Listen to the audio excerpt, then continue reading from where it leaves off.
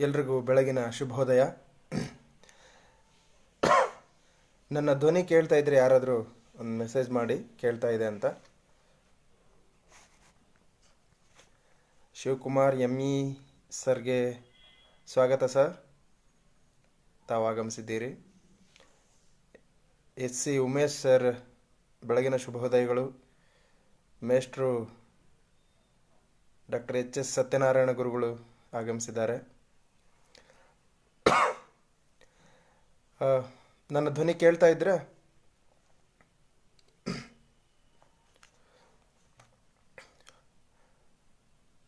ಯಾರಾದರೂ ಒಂದು ಮೆಸೇಜ್ ಮಾಡಿ ಧ್ವನಿ ಕೇಳ್ತಾ ಇದೆ ಅಂತ. ಸತ್ಯಣ್ಣನಿಗೆ ಮಾತು ಕೇಳ್ತಾ ಇದ್ರೆ ಒಂದು ಮೆಸೇಜ್ ಮಾಡ್ಬೋದು.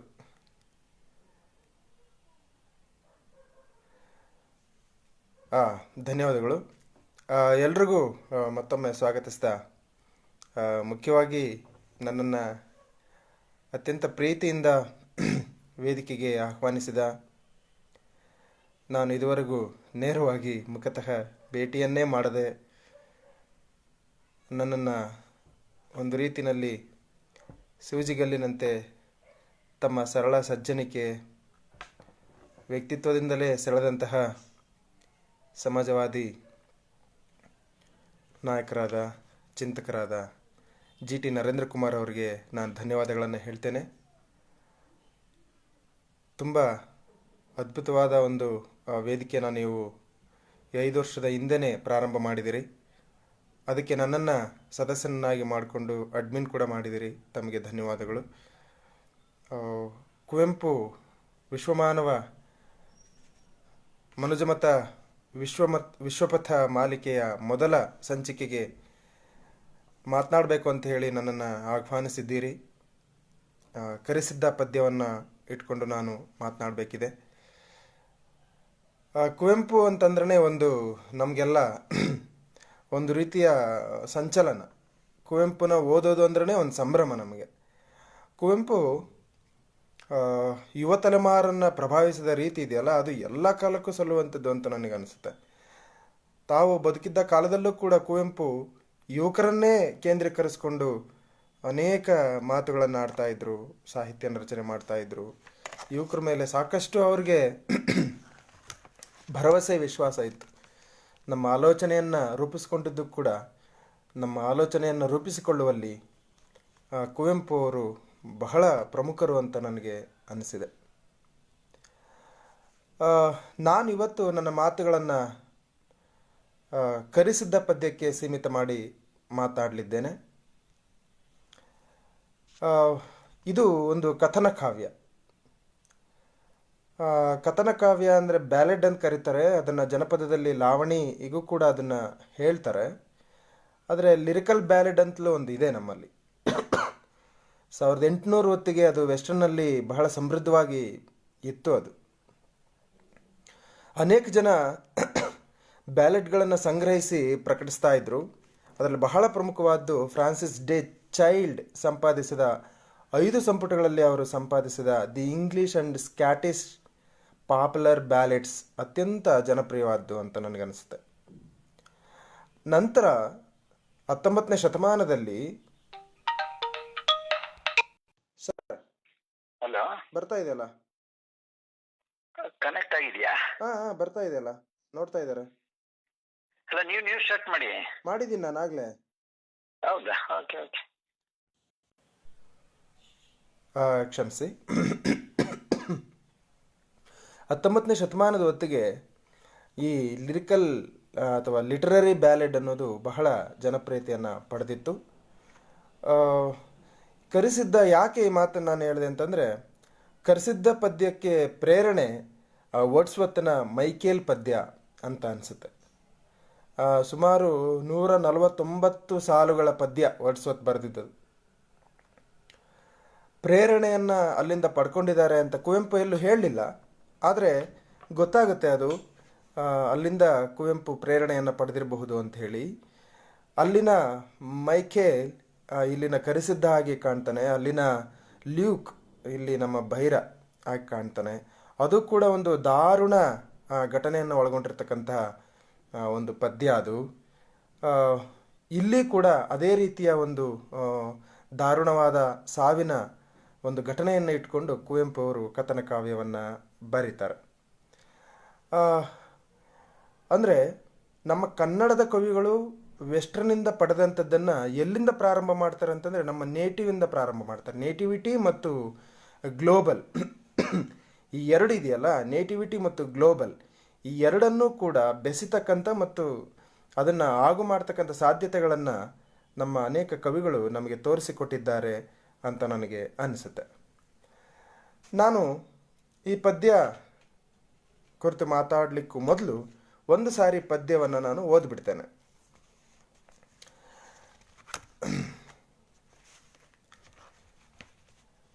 ಈ ಪದ್ಯನ ಬೆಳಿಗ್ಗೆ ಸತ್ಯನಾರಾಯಣ ಸರ್ಗೆ ಫೋನ್ ಮಾಡಿ ನಾನು ಕೇಳಿದೆ. 37ರಲ್ಲಿ ಈ ಪದ್ಯನ ಅವರು ಬರೀತಾರೆ. ಸುಮಾರು ಅವ್ರಿಗೊಂದು 32 ವರ್ಷ ಇದ್ದಾಗಲೇ ಪ್ರಕಟ ಆಗಿದೆ. ಯಾವಾಗ ಅದಕ್ಕಿಂತ ಒಂದು 3-4 ವರ್ಷದ ಹಿಂದೆನೇ ಬರೆದಿಟ್ಕೊಂಡಿರ್ಬೋದು ಅವರು, ಕುವೆಂಪು ಅವರು. ಒಂದು ಸಾರಿ ನಾವು ಪದ್ಯನ ನೋಡೋಣ. ತೀರ್ಥಹಳ್ಳಿಯ ಕಳೆದು ತಾಯಿ ತುಂಗೆಯ ದಾಟಿ 9 ಮೈಲಿಗಳ ದೂರದಲ್ಲಿ ನಮ್ಮೂರು ಕುಪ್ಪಳಿ. ಊರಲ್ಲ, ನಮ್ಮ ಮನೆ. ನಮ್ಮ ಕಡೆ ಊರೆಂದರೊಂದೇ ಮನೆ. ಪಡುವೆಟ್ಟಗಳ ನಾಡು, ದಟ್ಟವಾದ ಅಡವಿಗಳು, ಕಿಕ್ಕಿರಿದ ಮಲೆನಾಡು. ಎತ್ತ ನೋಡಿದರತ್ತ ಸಿರಿಹಸಿರು, ಕಣ್ಣುಗಳಿಗಾನಂದ, ಮೇಣ್ ಆತ್ಮಕ್ಕೊಂದು ಹೊಸಗೆ. ಓ ಅಲ್ಲಿ ದೊಡ್ಡ ಅಣಬೆಯಂದದಲ್ಲಿ ನೆಲದಿಂದ ಮೇಲೆದ್ದ ಹುಲ್ಗುಡಿಸಲ ಒಂದರಲ್ಲಿ ಸಂಸಾರಿಯಾಗಿದ್ದ ಕರೆಸಿದ್ದನೆಂಬುವನು. ಜಾತಿಯಲ್ಲಿ ಕೀಳಂತೆ, ನೀತಿಯಲ್ಲಿ ನಾನರಿಯೆ. ಗಿಡ್ಡಿ ಎಂಬುವಳವನ ಹೆಂಡತಿ. ಬಡಜನರ ಜೀವದಲ್ಲಿ ಹುಬ್ಬೆಗವ ಹುಟ್ಟಿಸುವ ಸಂಗತಿಗಳೇನಿಲ್ಲ ಎಂದೆಲ್ಲ ತಿಳಿದಿಹರು. ಅದರಿಂದ ವಾಲ್ಮೀಕಿ ಮೊದಲಾದ ಕಬ್ಬಿಗರು ರಾಮನಂತಹ ರಾಜರನೆ ಕುರಿತು ಕೊಬ್ಬಿರುವ ಕಾವ್ಯಗಳ ರಚಿಸಿದರು. ನಾನೇನು ವಾಲ್ಮೀಕಿಯೂ ಅಲ್ಲ, ನನ್ನ ಕಥೆಯು ದೊಡ್ಡ ಕಾವ್ಯವಾಗಿಲ್ಲ. ಪುಟ್ಟ ಕವಿ, ಪುಟ್ಟ ಕತೆ, 18 ವರ್ಣನೆಗಳಿಲ್ಲಿಲ್ಲ. ಯಮಕಗಳು, ಗಮಕಗಳು, ಮೇಣ ಅಲಂಕಾರಗಳು, ಪ್ರಾಸಗಳು ಇಲ್ಲಿಲ್ಲ. ನಾನೇನು ವೃತ್ತಗಳ, ಕಂದಗಳ, ಮಂದೆಗಳ ಕಾಯುತಿಹ ಕುರುಬರವನೂ ಅಲ್ಲ. ಪಾಂಡಿತ್ಯವೆನಗಿಲ್ಲ, ಮುಚ್ಚುಮರೆಯೇತಕ್ಕೆ ಪಂಡಿತರ ಕಂಡರೆನಗಾಗುವುದೇ ಇಲ್ಲ. ಪಂಡಿತರ ಮೆಚ್ಚಿಸಲು ನಾನಿದನು ಕಟ್ಟಿಲ್ಲ. ದಿಟದ ಕತೆಗಾಸಿಸುವ ಪಾಮರರಿಗಾಗಿದನು ಬರೆದಿಹನು, ನಾನೊಬ್ಬ ಪಾಮರನು. ಇಂತಿರಲು ಕರೆಸಿದ್ದ ದನಗಳನ್ನು ಕಾಯುವನು. ಗಿಡ್ಡಿ ಮನೆ ಮನೆಗೆ ತಿರುಗಿ ದಿನಗೂಲಿ ಮಾಡುವಳು. ಬಹುಕಾಲವಾದರೂ ಮಕ್ಕಳಾಗಲೇ ಇಲ್ಲ. ಮಕ್ಕಳಿಲ್ಲದವರಿಗೆ ಪುನ್ನರಕವಾಗುವುದು ಎಂದರಿಯರವರು. ಧರ್ಮಶಾಸ್ತ್ರವನ್ನವರು ಕೇಳಿಯೇ ಇರಲಿಲ್ಲ. ಪುತ್ರಕಾಮೇಷ್ಟಿಯನ್ನು ಮಾಡಲವರಿಗೆ ದುಡ್ಡೇ ಇರಲಿಲ್ಲ. ಗಂಜಿಗೇ ಗತಿಯಿಲ್ಲ, ನೈವೇದ್ಯಕ್ಕೆ ಎಲ್ಲಿಂದ ತರಬೇಕು? ಪ್ರಕೃತಿ ಧರ್ಮವನಂಬಿ ಕರ್ಮವನ್ನು ಮಾಡಿದರು. ಕಡೆಗೊಂದು ದಿನ ಗಿಡ್ಡಿ ನಡುರಾತ್ರಿ ಹಿಗ್ಗಿದಳು. ಒಂದು ಕೂಸನು ಹೆತ್ತು. ಕರೆಸಿದ್ದ ಸಂತಸದಿ ಹೆಂಡತಿಯ ಶುಶ್ರೂಷೆ ಮಾಡಿದನು. ದಾದಿಯರನ್ನು ಎಲ್ಲಿಂದ ತಂದಾನು ಆ ಬಡವ? ಹರಳೆಣ್ಣೆ ಹಣತೆಯನ್ನು ಹೊತ್ತಿಸಿದ. ಮಬ್ಬಿನಲ್ಲಿ ಮಗುವನ್ನು ಪದ್ಧತಿಯ ಮೀರದೆಯೇ ಮೊರದಲ್ಲಿ ಮಲಗಿಸಿದ. ದೆವ್ವಗಳು ಬರದಂತೆ ಹರಕು ಮೆಟ್ಟಿನ ಚೂರು ಬಾಗಿಲಿಗೆ ಕಟ್ಟಿದನು. ಬಾಗಿಲಿನ ಮೂಲೆಯಲ್ಲಿ ಪೊರಕೆಯೊಂದನ್ನು ಇಟ್ಟ. ಬಡತನದ ತೊಟ್ಟಿಲನ್ನು ಬಲಗೊಂಡು ಭಕ್ತಿಯಲ್ಲಿ 3 ಕಾಸನ್ನು ಸುಳಿದು ಮುಡುಪಾಗಿ ಕಟ್ಟಿದನು. ಎಲ್ಲಿಗೆ? ತಿರುಪತಿಯ ವೆಂಕಟೇಶನಿಗಲ್ಲ, ಕಾಶಿಯಲ್ಲಿ ಮಲಗಿರುವ, ರಿಪೀಟ್ ಒನ್ಸ್ ಅಗೇನ್, ಕಾಶಿಯಲ್ಲಿ ಮಲಗಿರುವ ವಿಶ್ವನಾಥನಿಗಲ್ಲ, ಉಡುಪಿಯಲ್ಲಿ ವಾಸಿಸುವ ವಾಸುದೇವನಿಗಲ್ಲ, ನಮ್ಮೂರ ತೋಟದಾಚೆಯ ಭೂತನಿಗೆ ಮುಡುಪು ಕಟ್ಟಿದನು. ಆದರೂ ತಿರುಪತಿಯ ವೆಂಕಟನ ಭಕ್ತರಿಗೆ ಬರುವ ಸಂತಸವಾಯಿತು. ವಿಶ್ವನಾಥನ ಭಕ್ತರಾನಂದವೇ ಅವನಿಗೂ ಬಂತು. ವೈಷ್ಣವರ ಸುಖವಾಯಿತು. ಮಾನವರ ಭಕ್ತಿಯೇ ದೇವರಿಗೆ ಶಕ್ತಿ. ನರಭಕ್ತಿ ಅಳಿದರೆ ಎಲ್ಲಿ ಹರಶಕ್ತಿ? ದಂಪತಿಗಳು ಉಲ್ಲಸದಿ ಹಿಗ್ಗಿದರು. ಹಾಲಿಲ್ಲ, ಗೀಲಿಲ್ಲ, ಎಣ್ಣೆ ಬೆಣ್ಣೆಗಳಿಲ್ಲ. ಮೊಲೆವಾಲು ಗಂಜಿಗಳ ಬಲದಿಂದ ಬೆಳೆಯುತ್ತಿದ್ದನು ಬೈರ. ಹೆಸರಿಡಲು ಭಟ್ಟರಿಗೆ ಬಿಡಿಗಾಸು ಕೊಡಲಿಲ್ಲ. ಹುಟ್ಟಿಸದ ದೇವರೇ ಜಾತಕವ ಬರೆದಿಟ್ಟ. ಹುಣ್ಣಿಮೆಯ ಚಂದ್ರನಂತಿರಲಿಲ್ಲ ಬೈರ. ಗಿಡ್ಡಿ ಕರಿಸಿದ್ಧರಿಗೆ ಮುದ್ದಾದ ಮಗನಂತೆ ಇದ್ದ. ಚೆಲ್ವಿಳೆಗೆ ಬಂದಂತೆ ಇರಲಿಲ್ಲ, ಚೆಂದುಟಿಯೂ ಇರಲಿಲ್ಲ. ಆದರೂ ಕರಿಸಿದ್ದ ಗಿಡ್ಡಿಯರ ಕಣ್ಗೆ ಎಡ್ಡವಾಗಿದ್ದ. ಧೂಳಿನಲ್ಲಿ, ಮಣ್ಣಿನಲ್ಲಿ, ಹಸುರಿನಲ್ಲಿ, ಕೆಸರಿನಲ್ಲಿ ಬಿದ್ದೆದ್ದು ಬೈರನೊರಟಾಗಿ ಕರ್ರಗೆ ಗಟ್ಟಿಮುಟ್ಟಾಗಿ ಬೆಳೆದ ನಾಮಲೆಯಲ್ಲಿ. ಹಂಡನಾಯಿಯು ಅವನ ಸಂಗಾತಿ. ತನ್ನ ಬಡ ತಿಂಡಿಗಳಲ್ಲಿ ಇನಿತನ್ನು ಹಂಡನಾಯಿಗೆ ಹಾಕಿ ತಿನ್ನುವನು. ಹಂಡನಿಗೂ ಕರಿಸಿದ್ದ ಗಿಡ್ಡಿಯರು ಬೇಡವೆಂದರೂ ಬಿಡದೆ ತನ್ನ ಚಾಪೆಯ ಮೇಲೆ ಜಾಗ ಕೊಡುವನು ಮಲಗೆ. ಕೋಗಿಲಿಯ ನಣಕಿಸುವನು, ಆಡುವನು ನಾಯೊಡನೆ. ಚಿಟ್ಟೆಗಳ ನಟ್ಟುವನು, ಹಂಡನಾಯಿಯ ಮೇಲೆ ಕುಳಿತು ಕುದುರೆಯ ಮಾಡಿ ಹೋ ಎಂದು ಕೂಗುವನು. ತಾ ಎದೆಯ ಮೇಲ್ನಲಿವ ಶಿಶುವಂತೆ ನಲಿನಲಿದು ಹೆಳೆಬಿಸಿಲು ಹಸುರು ಮೇಲ್ ಮುತ್ತಿಟ್ಟು ಮಲಗಿರಲು ಹತ್ತಿರದ ಬನಗಳಲ್ಲಿ ಹಂಡನಾಯಿಯೊಡಗೂಡಿ ಪಿಕಿಳಾರ ಹಕ್ಕಿಗಳ ಗೂಡುಗಳ ನರಸುವನು. ಕರಿಸಿದ್ದ ಗಿಡ್ಡಿಯರ ಬಾಲಕನು ಹುಟ್ಟುತ್ತಲೇ ಬುದ್ಧನಾಗಿರಲಿಲ್ಲ. ಹಕ್ಕಿ ಮೊಟ್ಟೆಗಳನ್ನು ಕದಿಯುವನು, ಇರುವೆಗಳನ್ನು ಅರೆಯುವನು. ಚೀಟಿಗಳ ಬಾಲಕ್ಕೆ ಬಾಳೆನಾರನ್ನು ಕಟ್ಟಿ ಹಾರಿಸುತ್ತ ನೋಡುವನು ಬೆರಗಾಗಿ. ಬಣ್ಣ ಬಣ್ಣದ ಚಿಟ್ಟೆಗಳ ನಟ್ಟಿ ಹಿಡಿದು ಪೀಡಿಪನು. ಗೂಡಿನಲ್ಲಿ ಹಕ್ಕಿ ಮರಿಗಳ ಕಂಡು ಬಾಯ್ದೆರೆಯಲು ಅವು ಹಣ್ಣು ಹಾಕುವನು ಸಂತೋಷದಿಂದ, ಆ ಮರಿಗಳಿಗೆ ತಾನೇ ತಾಯಾಗಿ. ಮಗನ ಬೆಳವಣಿಗೆಯನ್ನು ಕಂಡು ಕರಿಸಿದ್ದ ಗಿಡ್ಡಿಯರು ಹಿಗ್ಗಿದರು. ಚಂದ್ರನುದಯವ ಕಂಡು ಸಂತಸದೆ ಹಿಗ್ಗುವ ಕಗ್ಗಡಲಿನಂತಲ್ಲ. ಜಡತನದ ಹೋಲಿಕೆಯು ಬ್ರಾಕೆಟ್ನಲ್ಲಿ. ಮಕ್ಕಳನ್ನು ಹೆತ್ತವರು ಹಿಗ್ಗಿನಲಿಯುವ ಹಾಗೆ. ಇನ್ನೊಂದ್ಸರಿ ಹೇಳ್ತೇನೆ. ಮಗನ ಬೆಳವಣಿಗೆಯನ್ನು ಕಂಡು ಕರೆಸಿದ್ದ ಗಿಡ್ಡಿಯರು ಹಿಗ್ಗಿದರು. ಚಂದ್ರನುದಯವ ಕಂಡು ಸಂತಸದೆ ಹಿಗ್ಗುವ ಕಗ್ಗಡಲಿನಂತಲ್ಲ. ಬ್ರಾಕೆಟ್ನಲ್ಲಿ ಜಡತನದ ಹೋಲಿಕೆಯು. ಮಕ್ಕಳನ್ನು ಹೆತ್ತವರು ಹಿಗ್ಗಿನಲಿಯುವ ಹಾಗೆ. ದಿನ ದಿನವೂ ಬೈಗಿನಡುಗೆಯ ಮುಗಿಸಿ ಗಿಡ್ಡಿ ಕತೆ ಹೇಳುವಳು. ಬೈರ ಅಂಡನಾಯಿಯ ತಲೆಯ ತಟ್ಟುತ್ತ ಕೇಳುವನು ಕಣ್ಬಿಟ್ಟು ಬಾಯಿ ಕಳೆದು ಬೆರಗಾಗಿ. ಗಿಡ್ಡಿ ಪಂಡಿತೆಯಲ್ಲ. ಕತೆಗಳವು ಸಣ್ಣ ಕತೆಗಳ ಪಂದ್ಯದಲ್ಲಿ ಗೆದ್ದು ಬಹುಮಾನ ಪಡೆದಂಥವು ಅಲ್ಲ. ಹಳ್ಳಿಗರ ಕಲ್ಪನೆಯು. ಹಳ್ಳಿಗರಿಗಾಗಿ ಕಟ್ಟಿದ ಕಟ್ಟುಕತೆಗಳವು. ಜಗಕ್ಕೆಲ್ಲ ಒಂದೇ ರಾಮಾಯಣವು ಎಂಬುದದು ಹೆದ್ದಪ್ಪು. ಇಳೆಗೆಲ್ಲ ವಾಲ್ಮೀಕಿಯೊಬ್ಬನೇ ಕವಿ ಎಂಬುದು ತಪ್ಪು. ತಿರೆಗೆಲ್ಲ ಶ್ರೀರಾಮನೊಬ್ಬನೇ ಎಂಬರು ಬೆಪ್ಪುಗಳೇ. ಹನುಮಂತರೆನಿತಿಹರು ಮಲೆಯ ಕಾಡುಗಳಲ್ಲಿ. ಒಂದೊಂದು ಹಳ್ಳಿಯಲ್ಲಿ ಒಬ್ಬೊಬ್ಬ ಜಸವಂತನಾಗದಿಹ ವಾಲ್ಮೀಕಿ ನೆಲೆಸಿಹನು. ರಾಮಾಯಣಗಳಂತೂ ಲೆಕ್ಕಕ್ಕೆ ಮಿತಿಯಿಲ್ಲ. ಕಣ್ದೆರೆದು ನೋಡಿದರೆ ತೋರಿ ಬರುವುದು ನಿಜವು. ಒಬ್ಬೊಬ್ಬ ಗಂಡನಲ್ಲಿ ಶ್ರೀರಾಮನಡಗಿಹನು. ಒಬ್ಬೊಬ್ಬ ಹೆಂಡತಿಯ ಎದೆಯೊಳ ಇರುವಳು ಸೀತೆ. ಇಂತಿರಲು ವಾಲ್ಮೀಕಿ ಬರೆದಿರುವ ರಾಮಾಯಣವು ಕೋಟಿ ಕಾವ್ಯಗಳಲ್ಲಿ ಒಂದು ಎನ್ನಲು ಅತಿಶಯವೇ.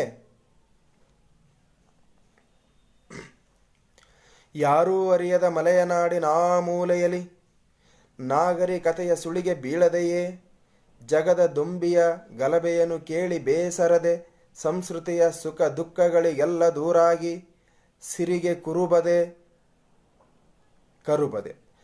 ಕರುಬದೆ ಬಡತನಕ್ಕೆ ಹೇಸಿ ಗೋಳಿಡದೆ ಅತಿಕಾಂಕ್ಷೆ, ಅತಿಭೋಗ, ಅತ್ಯಾಶೆ, ಅತಿಗಳೊಂದಿಲ್ಲದೆಯೇ ಮಿತಿಯಿಂದ ಬಾಳಿದರು. ಬದುಕಿದರು ಬೈರನೊಡಗೂಡಿ ಬಡ ಕರಿಸಿದ್ದ ಗಿಡ್ಡಿಯರು. ಇಂತು ಬಾಳಿನ ಹೊನಲು ಹರಿಯುತ್ತಿರೆ. ಒಂದು ದಿನ ಕರಿಸಿದ್ದ ಮೀನು ಹಿಡಿಯಲು ಕೆರೆಗೆ ಬೈರನನ್ನು ಕೊಂಡೊಯ್ದ. ಹಂಡನಾಯಿಯೂ ಅವನ ಜೊತೆ ಹೋಯಿತು. ಕರಿಸಿದ್ದ ಮೀನು ಹಿಡಿಯುತ್ತಿರಲು ಬಿಳಿಯ ಆವಲ ಹೂವ ಎಳೆಸುತ್ತಿರೆ ಕಾಲು ಜಾರಿದ ಬೈರ ಕೆರೆಯಲ್ಲಿ ಮುಳುಗಿದನು. ಮುದಿಯಾದ ಕರಿಸಿದ್ದ ಬಾಯಿ ಬಡಕೊಂಡು ಕೆರೆಯಲ್ಲಿ ಮುಳುಗಿ ಮಗನ ಮೇಲಕ್ಕೆ ತಂದ. ಹಂಡನಾಯಿಯೂ ಕೂಡ ಕೆರೆಗಿಳಿದು ದಡಕಡರಿ ಬೈರನನ್ನು ಮೂಸುತ್ತ ಬಾಲವಲ್ಲಾಡಿಸಿತು. ಬೈರನಿಗೆ ಉಸಿರಾಡುತ್ತಿರಲಿಲ್ಲ. ನೀರು ಕುಡಿದು ಹೊಟ್ಟೆ ಉಬ್ಬರಿಸಿತ್ತು. ಕಂಗೆಟ್ಟ ಕರೆಸಿದ್ದ ತೋಟದಾಚೆಯ ಭೂತರಾಯನಿಗೆ ಅಡ್ಬಿದ್ದು ಬೇಡಿಕೊಂಡನು ಮಗನ ಕಾಪಾಡಬೇಕೆಂದು. ರೋದನವ ಕೇಳ್ದೊಡನೆ ಗುಡಿಸಲಿಂದೋಡೋಡಿ ಬಿದ್ದೆದ್ದು ಗಿಡ್ಡಿ ಬಂದಳು. ಬೆದರಿ ನೋಡಿದಳು, ಚೀತ್ಕಾರ ದನಿ ಮಾಡಿ ಮುಡಿಗೆದರಿ ಗೋಳಾಡಿ ಮಣ್ಣೆರಚಿ ಭೂತವನು ಬೈಯುತ್ತಾ ಬೇಡುತ್ತಾ ಕಲ್ಲಿನಲ್ಲಿ ತಲೆ ಕುಟ್ಟಿ ಬಿದ್ದು ಬೈರನ ಮೇಲೆ ಒರಗಿದಳು ದಣಿದು ತಟ್ಟಾಗಿ.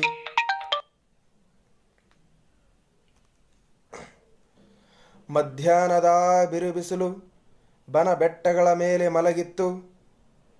ತಿಳಿನೀಲಿ ಯಾಗಸದೆ ಬಿಳಿಯ ಮೋಡದ ಮಂದೆ ಚಲಿಸದೆಯೇ ನಿಂತಿತ್ತು.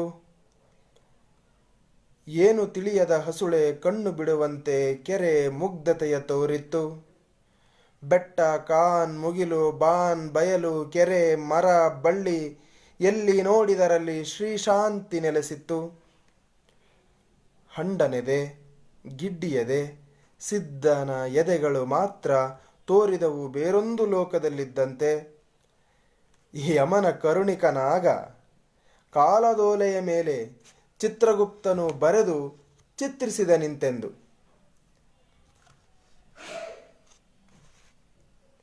ಪಾರ್ಲಿಮೆಂಟಿನಲ್ಲೊಬ್ಬ ಭಾಷಣವ ಮಾಡಿದನು. ವಂಗದೇಶದ ಕವಿಯು ನಾಟಕವನಾಡಿದನು. ಹಿಮಗಿರಿಯ ಮೇಲೊಬ್ಬ ಸಾಧುವಾದನು ಸಿದ್ಧ. ಜರ್ಮನಿಯ ದೇಶದಲ್ಲಿ ನಡೆದಿದೆ ಮಹಾಯುದ್ಧ. ಕುಪ್ಪಳಿಯ ಕೆರೆಯಲ್ಲಿ ಬೈರ ಹುಡುಗನು ಬಿದ್ದ. ಮಡಿದವಗೆ ಮರುಗುವರು ಗಿಡ್ಡಿ ಕರೆಸಿದ್ದ. ಹಂಡನಾಯಿಯು ಮರುಗಿ ಕಣ್ಣೀರು ಕರೆದಿತ್ತು. ಆಫ್ರಿಕದಿ ಕಂಬಿ ತಪ್ಪಿದ ರೈಲು ಬಿದ್ದಿತ್ತು. ಕಾಶಿಯಲ್ಲಿ ಹಾರುವರು ಏಳುತ್ತಿರುವರು ವೇದ. ಚಿತ್ರಗುಪ್ತನಿಗಿದೆಯೇ ಮೇಲು ಕೀಳಿನ ಭೇದ. ಇಷ್ಟು ಒಂದು ದೀರ್ಘವಾದ ಕಥನ ಕವನವನ್ನು ಕುವೆಂಪು ಅವರು ಕಟ್ಟಿದ್ದಾರೆ. ತೀರಾ ಅವರ 30 ಆಸುಪಾಸಿನಲ್ಲಿ ಕಟ್ಟಿದ ಪದ್ಯ ಇದು. ಬಹಳ ಮುಖ್ಯವಾಗಿ ನಮಗೆ ಈ ಪದ್ಯ ಅನೇಕ ಆಯಾಮಗಳಲ್ಲಿ ನಮಗೆ ಮುಖ್ಯ ಆಗುತ್ತೆ. ಆದರೆ ನಾನು ಇವತ್ತಿನ ನನ್ನ ಮಾತಿಗೆ ಒಂದು ಚೌಕಟ್ಟನ್ನು ಹಾಕ್ಕೊಳ್ತಾ ಇದ್ದೇನೆ. ನಾನು 4 ಪ್ರಮುಖವಾದ ಅಂಶಗಳನ್ನು ಈ ಪದ್ಯವನ್ನು ಇಟ್ಕೊಂಡು ಚರ್ಚೆ ಮಾಡ್ತೇನೆ. 4 ಹೀಗಿದ್ದಾವೆ. ಒಂದು, ಸ್ಥಳೀಯತೆ ಮತ್ತು ವಿಶ್ವಾತ್ಮಕತೆ. 2ನೇ ಭಾಗದಲ್ಲಿ ನಾನು ಹೊಸದಾದ ಕಾವ್ಯ ಮೀಮಾಂಸೆಯನ್ನು ಕುರಿತು ಈ ಪದ್ಯ ಹೇಳ್ತಾ ಇದೆಯಾ ಅಂತ ನೋಡ್ತೇನೆ. 3ನೇದಾಗಿ ಚರಿತ್ರೆಯ ಮರುನಿರ್ವಚನ. ಈ ಕವಿತೆಯಲ್ಲಿ ಚರಿತ್ರೆಯ ಮರುನಿರ್ವಚನ ಹೇಗಿದೆ ಅನ್ನೋದನ್ನು ನೋಡ್ತೇನೆ. 4ನೇ ಭಾಗದಲ್ಲಿ ಭಾರತದ ಬಹುತ್ವದ ದರ್ಶನ ಈ ಪದ್ಯದಲ್ಲಿ, ಈ ಕಥನ ಕಾವ್ಯದಲ್ಲಿ ಹೇಗೆ ಮೂಡಿ ಬಂದಿದೆ ಅನ್ನೋದನ್ನು ನೋಡ್ತೇನೆ. 4 ಅಂತ ಹೇಳಿದೆ, ಇನ್ನೊಂದು ಸೇರಿಸ್ಕೊತೀನಿ. 5ನೇದರಲ್ಲಿ ಮತ್ತು ಕೊನೆಯದಾಗಿ ನಾನು ಕುವೆಂಪು ಅವರ ಅದ್ವೈತ ಫಿಲಾಸಫಿ ಮತ್ತು ಸಮಾಜವಾದಿ ದರ್ಶನ ಈ ಪದ್ಯದಲ್ಲಿ ಹೇಗೆ ವ್ಯಕ್ತ ಆಗಿದೆ ಅನ್ನೋದನ್ನು ನೋಡುವ ಪ್ರಯತ್ನವನ್ನು ನಾನು ಮಾಡ್ತೀನಿ. ಸ್ಥಳೀಯತೆ ಮತ್ತು ವಿಶ್ವಾತ್ಮಕತೆ. ನಾನು ಈಗಾಗಲೇ ಮೊದಲೇ ಹೇಳಿದಾಗೆ ವರ್ಡ್ಸ್ವರ್ತನ ಮೈಖೇಲ್ ಕಾವ್ಯದ ಪ್ರೇರಣೆಯಿಂದ, ಪ್ರಭಾವ ಅಲ್ಲ, ಪ್ರಭಾವ ಬೇರೆ, ಪ್ರೇರಣೆ ಬೇರೆ, ಪ್ರೇರಣೆಯಿಂದ ಈ ಪದ್ಯ ಹುಟ್ಟಿದೆ ಅನ್ನೋ ಮಾತನ್ನು ನಾನು ಆಗಲೇ ಹೇಳಿದೆ. ಈ ಮೈಕೇಲ್ ಪದ್ಯನ ಓದುವಾಗ ಅಲ್ಲೂ ಕೂಡ ಇದೇ ಥರದ ಒಂದು ಘಟನೆ ಬರುತ್ತೆ. ಮೈಕೇಲ್ ತನ್ನ ಮಗ ಲೂಕ್ನನ್ನು ದುಡಿಯೋದಕ್ಕೆ ಹಡಗಿಗೆ ಕಳಿಸ್ತಾನೆ. ದಾರುಣ ಬಡತನ, ಅತಿಯಾದ ಬಡತನದಿಂದ ಅವನು ಕಳಿಸ್ತಾನೆ. ಆ ಮೈಕೇಲ್ಗೆ ಮಗ ದುಡಿದು ಬರೋ ಅಷ್ಟೊತ್ತಿಗೆ ಅವನಿಗೊಂದು ಮನೆ ಕಟ್ಟಿ ಒಂದು ಮದುವೆ ಮಾಡಬೇಕು ಅನ್ನೋ ಒಂದು ಆಶೆ ಇರುತ್ತೆ. ಅದರಂತೆ ಅವನು ಮನೆ ಕಟ್ತಾನೆ. ಇವನು ಮನೆ ಕಟ್ತಾ ಇರುವಾಗ ಈ ಮೈಕೇಲ್ಗೆ ಒಂದು ಸುದ್ದಿ ಬರುತ್ತೆ.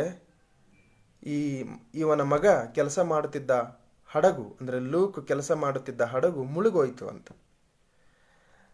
ಆ ಪದ್ಯ ಹಾಗೆ ಎಂಡಾಗುತ್ತೆ. ಅವನು ಆ ಸುದ್ದಿಯನ್ನು ಕೇಳಿದ ಮೇಲೆ ಒಂದೇ ಒಂದು ಕಲ್ಲನ್ನು ಕೂಡ ಮನೆ ಕಟ್ಟಲಿಕ್ಕೆ ಅವನು ಬಳಸೋದಿಲ್ಲ, ಒಂದು ಕಲ್ಲನ್ನು ಮುಟ್ಟೋದಿಲ್ಲ ಅಂತ ಹೇಳಿ ಪದ್ಯ ಎಂಡಾಗುತ್ತೆ.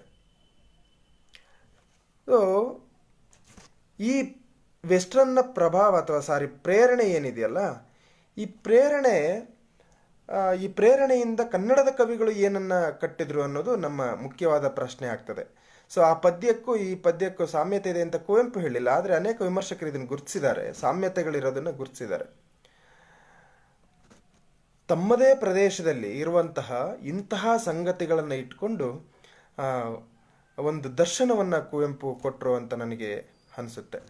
ಯಾಕಂದರೆ ಬಹುತೇಕ ಕುವೆಂಪು ಬರೆದ ಕಥನ ಕವನಗಳು ಒಂದು ದಾರುಣವಾದ ಕಥೆಗಳನ್ನೇ ಒಳಗೊಂಡಿರ್ತಕ್ಕಂಥದ್ದು ಅನ್ನೋದನ್ನು ನಾವು ನೋಡ್ಬೋದು. ನಂತರದಲ್ಲಿ ಏನಂದರೆ ನಮ್ಮ ಕವಿಗಳ ಶಕ್ತಿ ಏನಿತ್ತಲ್ಲ ಅದು ಸ್ಥಳೀಯತೆಯನ್ನು ನಿರಾಕರಿಸಿದ್ದಲ್ಲ. ಅಂದರೆ ವಿಶ್ವಾತ್ಮಕತೆಯನ್ನು ಒಪ್ಪಿಕೊಳ್ಳುವ ಒಂದು ಬಗೆ ಇದೆಯಲ್ಲ, ಅದು ಸ್ಥಳೀಯತೆಯನ್ನು ನಿರಾಕರಿಸಿ ಜಿಗಿದ ವಿಶ್ವಾತ್ಮಕತೆಯಲ್ಲ. ನಮ್ಮ ವಿಶ್ವಾತ್ಮಕತೆ ಪ್ರಾರಂಭವಾಗಬೇಕಾದ್ದೇ ನಮ್ಮ ಸ್ಥಳೀಯತೆಯಿಂದ, ನೆಲಮೂಲದಿಂದ ಎಂಬ ಒಂದು ಸಂಗತಿಯನ್ನು ಕುವೆಂಪು ಅವರು ಅತ್ಯಂತ ಸಮರ್ಥವಾಗಿ ಇಲ್ಲಿ ಬಳಸಿದ್ದಾರೆ. ಜೊತೆಗೆ ಈ ನೇಟಿವಿಟಿ ಮತ್ತು ಈ ಗ್ಲೋಬಲ್ ವಿಶ್ವಾತ್ಮಕತೆ ನಡುವೆ ಒಂದು ಅನುಸಂಧಾನ, ಒಂದು ಸಂಬಂಧ ಇದೆಯಲ್ಲ, ಆ ಸಂಬಂಧ ಹೆಂಗಿರಬೇಕು ಅನ್ನೋದನ್ನು ಕೂಡ ಕುವೆಂಪು ಅವರು ಇಲ್ಲಿ ಹೇಳ್ತಾರೆ ಅಂತ ನನಗೆ ಅನಿಸುತ್ತೆ. ಭಾರತ ವಿಶ್ವದ ಜೊತೆಗೆ ಸಾಹಿತ್ಯಿಕವಾಗಲಿ ಸಾಂಸ್ಕೃತಿಕವಾಗಲಿ ಯಾವ ರೀತಿ ಸಂಬಂಧ ಇಟ್ಕೊಳ್ಬೋದು ಅನ್ನುವ ಕಾಣಿಕೆನೂ ಕೂಡ ಈ ಪದ್ಯದಲ್ಲಿ ಇದೆ ಅಂತ ನನಗೆ ಅನಿಸ್ತದೆ.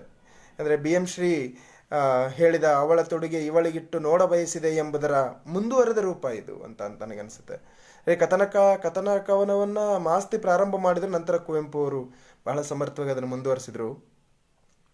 ಆ ಕುವೆಂಪು ಅವರೇ ವಿಶ್ವಮಾನವ ಒಂದು ಪರಿಕಲ್ಪನೆಯನ್ನು ಏನು ಬಳಸಿದ್ರು, ತಂದರು, ಅದು ಹೇಗಿತ್ತು ಅಂತಂದರೆ ಈ ವಿಶ್ವಾತ್ಮಕತೆ ಅನ್ನೋದೊಂದಿದೆಯಲ್ಲ ಅದನ್ನು ಅವರು ನಿರಾಕರಿಸಿದ್ರು. ಅಂದರೆ ಈ ಮೇನ್ ಸ್ಟ್ರೀಮಲ್ಲಿ ಇರೋದನ್ನು ನಿರಾಕರಿಸಿ, ಅಂದರೆ ಮೇನ್ ಸ್ಟ್ರೀಮಲ್ಲಿ ಬರೋದು ಮಾತ್ರ ಸುದ್ದಿ ಎಂದು ಪರಿಗಣಿಸುವ ಒಂದಿದೆಯಲ್ಲ ಅದನ್ನು ಅವರು ಕಡೆಗಣಿಸಿ ಅದಕ್ಕೆ ಪ್ರತಿಯಾಗಿ ಅವರು ಚಿಕ್ಕ ಚಿಕ್ಕ ಸಂಗತಿಗಳು ಕೂಡ ಬಹು ಮುಖ್ಯ ಎಂಬುದನ್ನು ಅವರು ಇಲ್ಲಿ ಹೇಳ್ತಾರೆ. ಅಂದರೆ ಮೇನ್ ಸ್ಟ್ರೀಮಲ್ಲಿ ಬರುವ ಸುದ್ದಿ ಅಷ್ಟೇ ಸುದ್ದಿ ಅಲ್ಲ. ಈಗ ನೋಡಿ, ಯಾರೋ ನಟಿಯರು ಮಾದಕ ವಸ್ತುಗಳನ್ನು ತಗೊಂಡ್ರೂ ದೊಡ್ಡ ಸುದ್ದಿಯಾಗಿ ಮಾಡ್ತಾ ಇದೆ ನಮ್ಮ ಮಾಧ್ಯಮ, ಮತ್ತು ಅದನ್ನೇ ನೋಡುವಂತೆ ಮಾಡ್ತಾ ಇದೆ. ಆದರೆ ವಿಶ್ವದಲ್ಲಿ ಅನೇಕ ಸಂಗತಿಗಳು, ಸಣ್ಣ ಸಣ್ಣ ಸಂಗತಿಗಳು ನಡೀತಾ ಇದ್ದಾವೆ, ಅವನ್ನ ನಿರಾಕರಿಸ್ತಾ ಇದೆ ಅನ್ನೋದನ್ನು ಇವರು ಹೇಳ್ತಾ ಇದ್ದಾರೆ ಅಂತ ನನಗೆ ಅನಿಸುತ್ತೆ. ಅಂದರೆ ವಿಶ್ವಾತ್ಮಕತೆಯನ್ನು ನಮ್ಮ ದೇಸಿ ನೆಲೆಯ, ನಮ್ಮ ಬದುಕಿನ ಸಂಕಟ ಇದೆಯಲ್ಲ, ಕುವೆಂಪು ನಮಗೆ ಇಷ್ಟ ಆಗೋದೇ ಈ ಕಾರಣಕ್ಕೆ. ಅಂದರೆ ಕುವೆಂಪು ಬರೆದ ಗೊಬ್ಬರದ ಮೇಲೆ ಪದ್ಯ ಬರೆದಿದ್ದಿರ್ಬೋದು, ಹಿರೇ ಹೂವಿನ ಮೇಲೆ ಪದ್ಯ ಬರೆದಿದ್ದಿರ್ಬೋದು, ಅವರು ನಾಗಿ ಕಥನ ಕವನ ಇರ್ಬೋದು. ಯಾಕೆ ನಮಗೆ ಕುವೆಂಪು ಇಷ್ಟ ಆಗ್ತಾರೆ ಅಂತಂದರೆ, ಹೌದು ಕುವೆಂಪು ಅವರು ವಿಶ್ವಮಾನವ ಸಂದೇಶವನ್ನು ಸಾರಿದ್ರು, ಆದರೆ ವಿಶ್ವಮಾನವ ಸಂದೇಶವನ್ನು ಅರ್ಥ ಮಾಡ್ಕೊಳ್ಳೋಕೆ ನಮಗಿರುವ ಟೂಲ್, ನಮ್ಮ ಶಕ್ತಿ ಏನಂತಂದರೆ ಅದು ಕನ್ನಡದ ದೇಸಿ, ಕನ್ನಡದ ಬದುಕು ಅನ್ನೋದನ್ನು, ಅದರಲ್ಲೂ ನಿರಾಕರಣೆಗೆ ಒಳಪಟ್ಟ ಬದುಕಿದೆಯಲ್ಲ, ಕಾಣದೆ ಓ ಅಲ್ಲಿ ಎಂದು ಕುವೆಂಪು ಹೇಳುವ ಓ ಅಲ್ಲಿ ಅಂದಾಗ ನೀವು ಅದನ್ನು ನೋಡಿ, ಆ ಪದದಲ್ಲೇ ಒಂದು ಸ್ಟ್ರೆಸ್ ಇದೆ. ಓ ಅಲ್ಲಿ ನಿಮಗೆ ಕಾಣಲ್ಲ, ನಿಮಗೆ ಬಹುತೇಕರಿಗೆ ಕಾಣದೇ ಇಲ್ಲ, ಕರಿಸಿದ್ದ ಗಿಡ್ಡಿ ಅಂತವ್ರು. ನಮಗೆ ಯಾರೋ ಡ್ರಗ್ಸ್ ತಗೊಂಡ ನಟಿಯರು ಕಾಣ್ತಾರೆ ಹೊರತು ಯಾರೋ ಪೌರ ಕಾರ್ಮಿಕರು ಮಲದ ಗುಂಡಿಯಲ್ಲಿ ಬಿದ್ದು ಸಾಯುವವರು ಕಾಣೋದೇ ಇಲ್ಲ. ಓ ಅಲ್ಲಿ ಅಂತ ತೋರಿಸ್ಬೋದು ನೋಡಿ. ಕುವೆಂಪು ಉದ್ದೇಶಪೂರ್ವಕವಾಗಿ ಓ ಅಲ್ಲಿ ಅಂತಂದರೆ ದೃಷ್ಟಿಕೋನಕ್ಕೆ ಸಂಬಂಧಿಸಿದ್ದು. ಸರಿಯಾದ ಕಣ್ಣೋಟದಲ್ಲಿ ನೀನು ನೋಡಬೇಕು, ನೀವು ನೋಡಿದ್ರೆ ಮಾತ್ರ ಅದು ಕಾಣುತ್ತೆ ಅಂತ ಹೇಳುವಂಥ ಓ ಅಲ್ಲಿ, ದೊಡ್ಡ ಅಣಬೆಯೆಂದದಲ್ಲಿ ನೋಡಿ, ಪ್ರಕೃತಿಯ ರೂಪಗಳನ್ನು ಎಷ್ಟು ಚೆನ್ನಾಗಿ ಬಳಸ್ತಾರೆ. ಅದು ನಮ್ಮ ಸ್ಥಳೀಯತೆ, ಇದು ನಮ್ಮ ದೇಶೀಯತೆ. ಇದು ದೊಡ್ಡ ಅಣಬೆಯೆಂದದಲ್ಲಿ ನೆಲದಿಂದ ಮೇಲೆದ್ದ ಹುಲ್ಲಿನ ಗುಡಿಸಲದು, ಸಂಸಾರಿಯಾಗಿದ್ದ ಕರೆಸಿದ್ದನ್ನು ನೋಡಿ. ಅವರು ಮತ್ತು ಹೇಳ್ತಾರೆ, ಬಡ ಜನರ ಜೀವದಲ್ಲಿ ಹುಬ್ಬೆಗವ ಹುಟ್ಟಿಸುವ ಸಂಗತಿಗಳೇನಿಲ್ಲ ಎಂದೆಲ್ಲ ಹೇಳ್ತಾ ಇದ್ದಾರಲ್ವಾ. ಇದು ಹಾಗೇನಿಲ್ಲ, ಇಲ್ಲೂ ಕೂಡ ಹುಬ್ಬೆಗವನ್ನು ಸಂತೋಷವನ್ನು ಹುಟ್ಟಿಸ್ತಕ್ಕಂಥ, ಕುತೂಹಲವನ್ನು ಹುಟ್ಟಿಸ್ತಕ್ಕಂಥ ಸಂಗತಿಗಳು ಇದ್ದಾವೆ ಅನ್ನೋದನ್ನು ಅವ್ರು ಹೇಳ್ತಾರೆ. ಅಂದರೆ ಸಣ್ಣ ಸಣ್ಣ ನಮಗೆ ಗೊತ್ತಿದೆ, ಅವರು ಮದುಮಗಳು ಬರೆಯುವಾಗ ಇಲ್ಲಿ ಯಾರೂ ಮುಖ್ಯರಲ್ಲ ಅಂತ ಹೇಳುವಂಥ ಮಾತು ನಮಗೆ ಗೊತ್ತಿದೆ. ಅಂದರೆ ಕುವೆಂಪು ಸಣ್ಣ ಹುಲ್ಲು ಕಡ್ಡಿನೂ ಕೂಡ ತನ್ನ ಕಾವ್ಯದೊಳಗಡೆ, ತನ್ನ ಸಾಹಿತ್ಯದ ಒಳಗಡೆ ಜೀವಂತಿಕೆಯನ್ನು ತುಂಬಬಲ್ಲಂತಹ ಕವಿಯಾಗಿದ್ದರು ಅಂತ.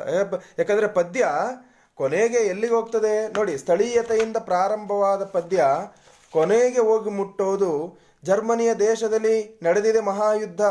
ಅಂದರೆ ನೋಡಿ, ಓ ಅಲ್ಲಿ ಮಲೆನಾಡಿನ ದಟ್ಟವಾದ ಅರಣ್ಯದ ನಡುವೆ ಎಲ್ಲೋ ಒಂದು ಕಡೆ ಸಣ್ಣದಾಗಿ ಹುಲ್ಲಿನ ಗುಡಿಸಲಿನಲ್ಲಿ ಶುರುವಾದ ಪದ್ಯ ಹೋಗಿ ಮುಟ್ಟೋದು ವಿಶ್ವಾತ್ಮಕತೆಗೆ.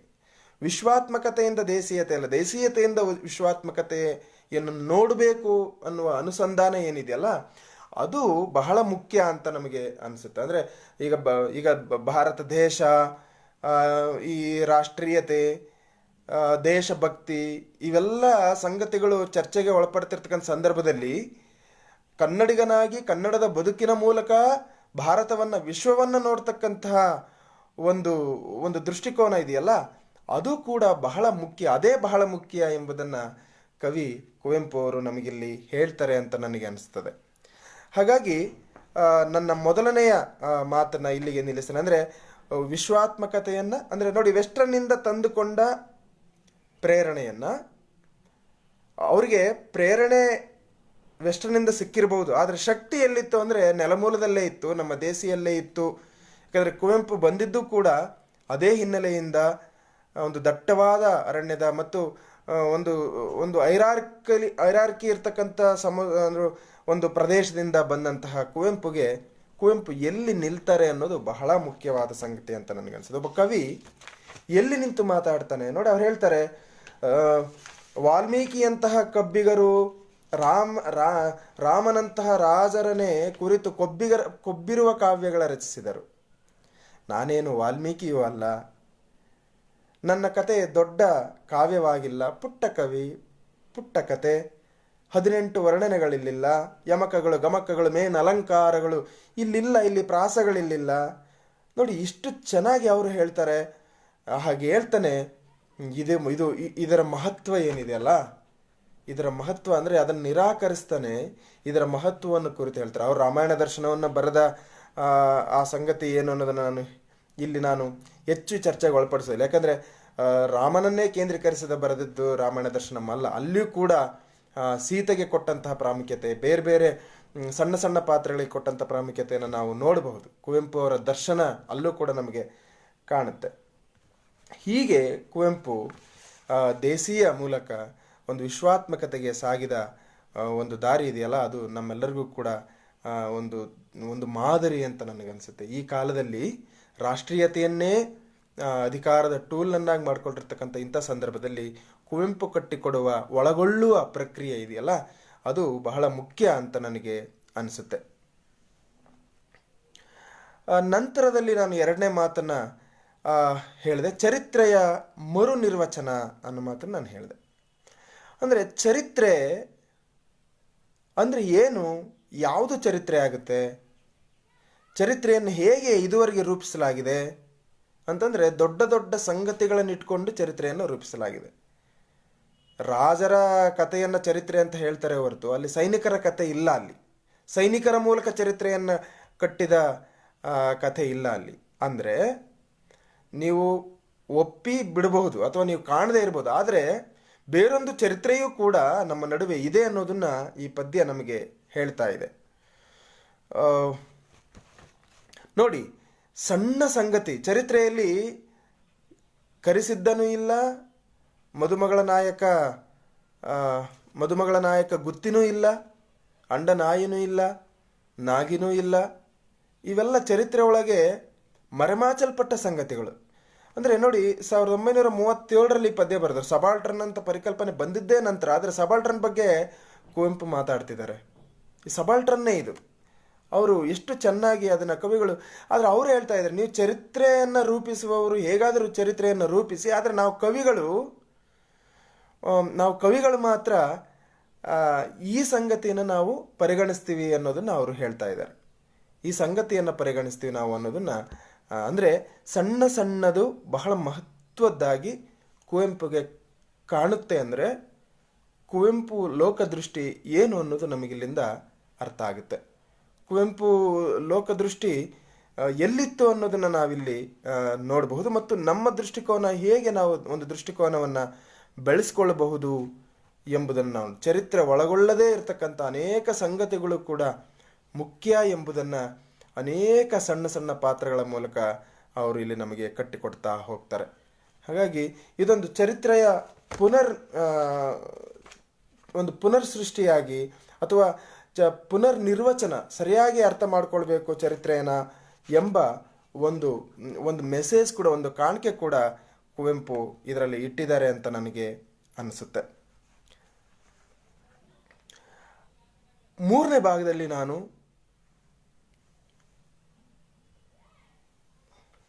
ಭಾಗದಲ್ಲಿ ನಾನು ಕಾವ್ಯಮೀಮಾಂಸೆಯ ಮರುನಿರ್ವಚನ ಅನ್ನೋ ಮಾತನ್ನು ನಾನು ಹೇಳಿದೆ. ಬಹಳ ಚೆನ್ನಾಗಿ ಈ ಈ ಪದ್ಯದಲ್ಲಿ ಕಾವ್ಯಮೀಮಾಂಸೆಯ ಒಳನೋಟಗಳು ನಮಗೆ ಸಿಗ್ತವೆ. 1799ರಲ್ಲಿ 1799ರಲ್ಲಿ ವರ್ಡ್ಸ್ವರ್ತ್ ಒಂದು ಮಾತು ಹೇಳ್ತಾನೆ. ಅವನ ಲಿರಿಕಲ್ ಬ್ಯಾಲೆಡ್ ಪುಸ್ತಕದಲ್ಲಿ ಅವನು ಒಂದು ಮಾತು ಹೇಳ್ತಾನೆ, ಇನ್ನು ಮುಂದೆ ನಾನು ಜನಸಾಮಾನ್ಯರ ಬದುಕನ್ನೇ ಕುರಿತು ನನ್ನ ಸಾಹಿತ್ಯದಲ್ಲಿ ಬರಿತೀನಿ, ನನ್ನ ಸಾಹಿತ್ಯದಲ್ಲಿ ಜನಸಾಮಾನ್ಯರ ಬದುಕನ್ನು ಮಾತ್ರ ನಾನು ಒಳಗೊಂಡು ಬರಿತೀನಿ ಅಂತ ವರ್ಡ್ಸ್ವರ್ತ್ ಹೇಳ್ತಾನೆ. ಈ ಮಾತು ಕೂಡ ಕುವೆಂಪು ಅವರಿಗೆ ಪ್ರೇರಣೆಯನ್ನು ಒದಗಿಸಿರಬಹುದು. ಸೊ ಈ ಕಾವ್ಯಮೀಮಾಂಸೆಗೆ ಬರೋಣ ನಾವು. ಬಹಳ ಚೆನ್ನಾಗಿದೆ, ಇದರಲ್ಲೊಂದು ಭಾಗನೇ ಕಾವ್ಯಮೀಮಾಂಸೆಗೆ ತೆಗೆದಿಟ್ಟಂತೆ ಕಾಣುತ್ತೆ. ಅದು ಯಾವುದು ಕಾವ್ಯ ಆಗಬೇಕು, ಕಾವ್ಯಕ್ಕೆ ಏನೇನೆಲ್ಲ ಲಕ್ಷಣಗಳಿರಬೇಕು, ಅವೆಲ್ಲ ಇದ್ದರೆ ಮಾತ್ರ ಕಾವ್ಯವಾ? ಸೊ ಕುವೆಂಪು ಮೇಲೆ, ಕುವೆಂಪು ಬದುಕಿದ್ದ ಕಾಲದಲ್ಲಿ ಅನೇಕ ಟೀಕೆಗಳು ಬಂದಿದ್ದಾವೆ. ಅಂದರೆ ಕುವೆಂಪು ನೋಡಿ, ನಾನೊಂದು ಆ ಸಾಲನ್ನು ಓದ್ತೇನೆ ನಾನು. ನೋಡಿ, ಬಡ ಜನರ ಜೀವದಲ್ಲಿ ಹುಬ್ಬೆಗವ ಹುಟ್ಟಿಸುವ ಸಂಗತಿಗಳೇನಿಲ್ಲ ಎಂದೆಲ್ಲ ತಿಳಿದಿಹರು. ಆ ಕಾರಣಕ್ಕಾಗಿ ವಾಲ್ಮೀಕಿ ಮೊದಲಾದ ಕವಿಗಳು ರಾಮನಂತಹ ರಾಜರನ್ನೇ ಕುರಿತು ಕೊಬ್ಬಿರುವ ಕಾವ್ಯಗಳನ್ನು ರಚನೆ ಮಾಡಿದ್ದಾರೆ. ನಾನೇನು ವಾಲ್ಮೀಕಿ ಅಲ್ಲ, ನನ್ನ ಕತೆ ದೊಡ್ಡ ಕಾವ್ಯ ಅಲ್ಲ, ನಾನೊಬ್ಬ ಪುಟ್ಟ ಕವಿ, ನಂದೊಂದು ಪುಟ್ಟ ಕತೆ, ಇಲ್ಲಿ 18 ವರ್ಣನೆಗಳಿಲ್ಲ, ನೋಡಿ ಅದನ್ನು ಮಾತ್ರ ಕಾವ್ಯ ಅಂತ ಕರಿತೀರ ಅಂತಾದರೆ ನನ್ನ ಕಾವ್ಯಕ್ಕೆ 18 ವರ್ಣನೆಗಳೂ ಇಲ್ಲ, ಯಮಕಗಳು, ಗಮಕಗಳು, ಮೇನ್ ಅಲಂಕಾರಗಳು, ಪ್ರಾಸಗಳು ಇಲ್ಲಿಲ್ಲ. ನಾನೇನು ವೃತ್ತಗಳ, ಕಂದಗಳ, ಮಂದೆಗಳ ಕಾಯುತಿಹ ಕುರುಬರವನೂ ಅಲ್ಲ, ಪಾಂಡಿತ್ಯವೆನಗಿಲ್ಲ, ಮುಚ್ಚುಮರೆಯೇತಕ್ಕೆ, ಪಂಡಿತರ ಕಂಡರನಗಾಗುವುದೇ ಇಲ್ಲ, ಪಂಡಿತರ ಮೆಚ್ಚಿಸಲು ನಾನಿದನು ಕಟ್ಟಿಲ್ಲ, ದಿಟದ ಕತೆಗಾಸಿಸುವ ಪಾಮರರಿಗಾಗಿದನು ಬರೆದಿಹೆನು, ನಾನೊಬ್ಬ ಪಾಮರನು. ನಾನು ಒಬ್ಬ ಪಾಮರ ಅಂತಂದರೆ ಕವಿ ಅಂದರೆ ಸಾಕು, ಅವನಿಗೆ ಈ ಥರದ್ದು ಒಂದು ದೇಹ ರಚನೆ ಇರಬೇಕು, ಅವನು ಹಿಂಗೇ ಇರಬೇಕು, ಆಮೇಲೆ ಅವನು ಕಾವ್ಯವನ್ನು ಬರೆದ್ರೆ ಇಂಥದ್ನೇ ಕುರಿತು ಬರೀಬೇಕು, ಮತ್ತು ಅದಕ್ಕೆ ಇಷ್ಟು ಅಲಂಕಾರಗಳಿರಬೇಕು, ಇದೆಲ್ಲ ಪ್ರಾಸಗಳಿರಬೇಕು, ಯಮಕಗಳು, ಗಮಕಗಳಿರಬೇಕು ಅಂತ ಎಲ್ಲ ಇದೆಯಲ್ಲ. ನಾನೇನು ಹಂಗೆಲ್ಲ ಇಲ್ಲಪ್ಪ, ನಾನೊಬ್ಬ ಸಣ್ಣ ಕವಿ ಅಂತ ಹೇಳುವಲ್ಲಿನೇ ಕುವೆಂಪು ದೊಡ್ಡ ಕವಿ ಆಗ್ತಾರೆ. ನನಗಿಂತ ಕಿರಿಯರಿಲ್ಲ ಎಂದು ಹೇಳುವ ಬಸವಣ್ಣನ ನಾವಿಲ್ಲಿ ನೆನೆಸ್ಕೊಳ್ಬಹುದು.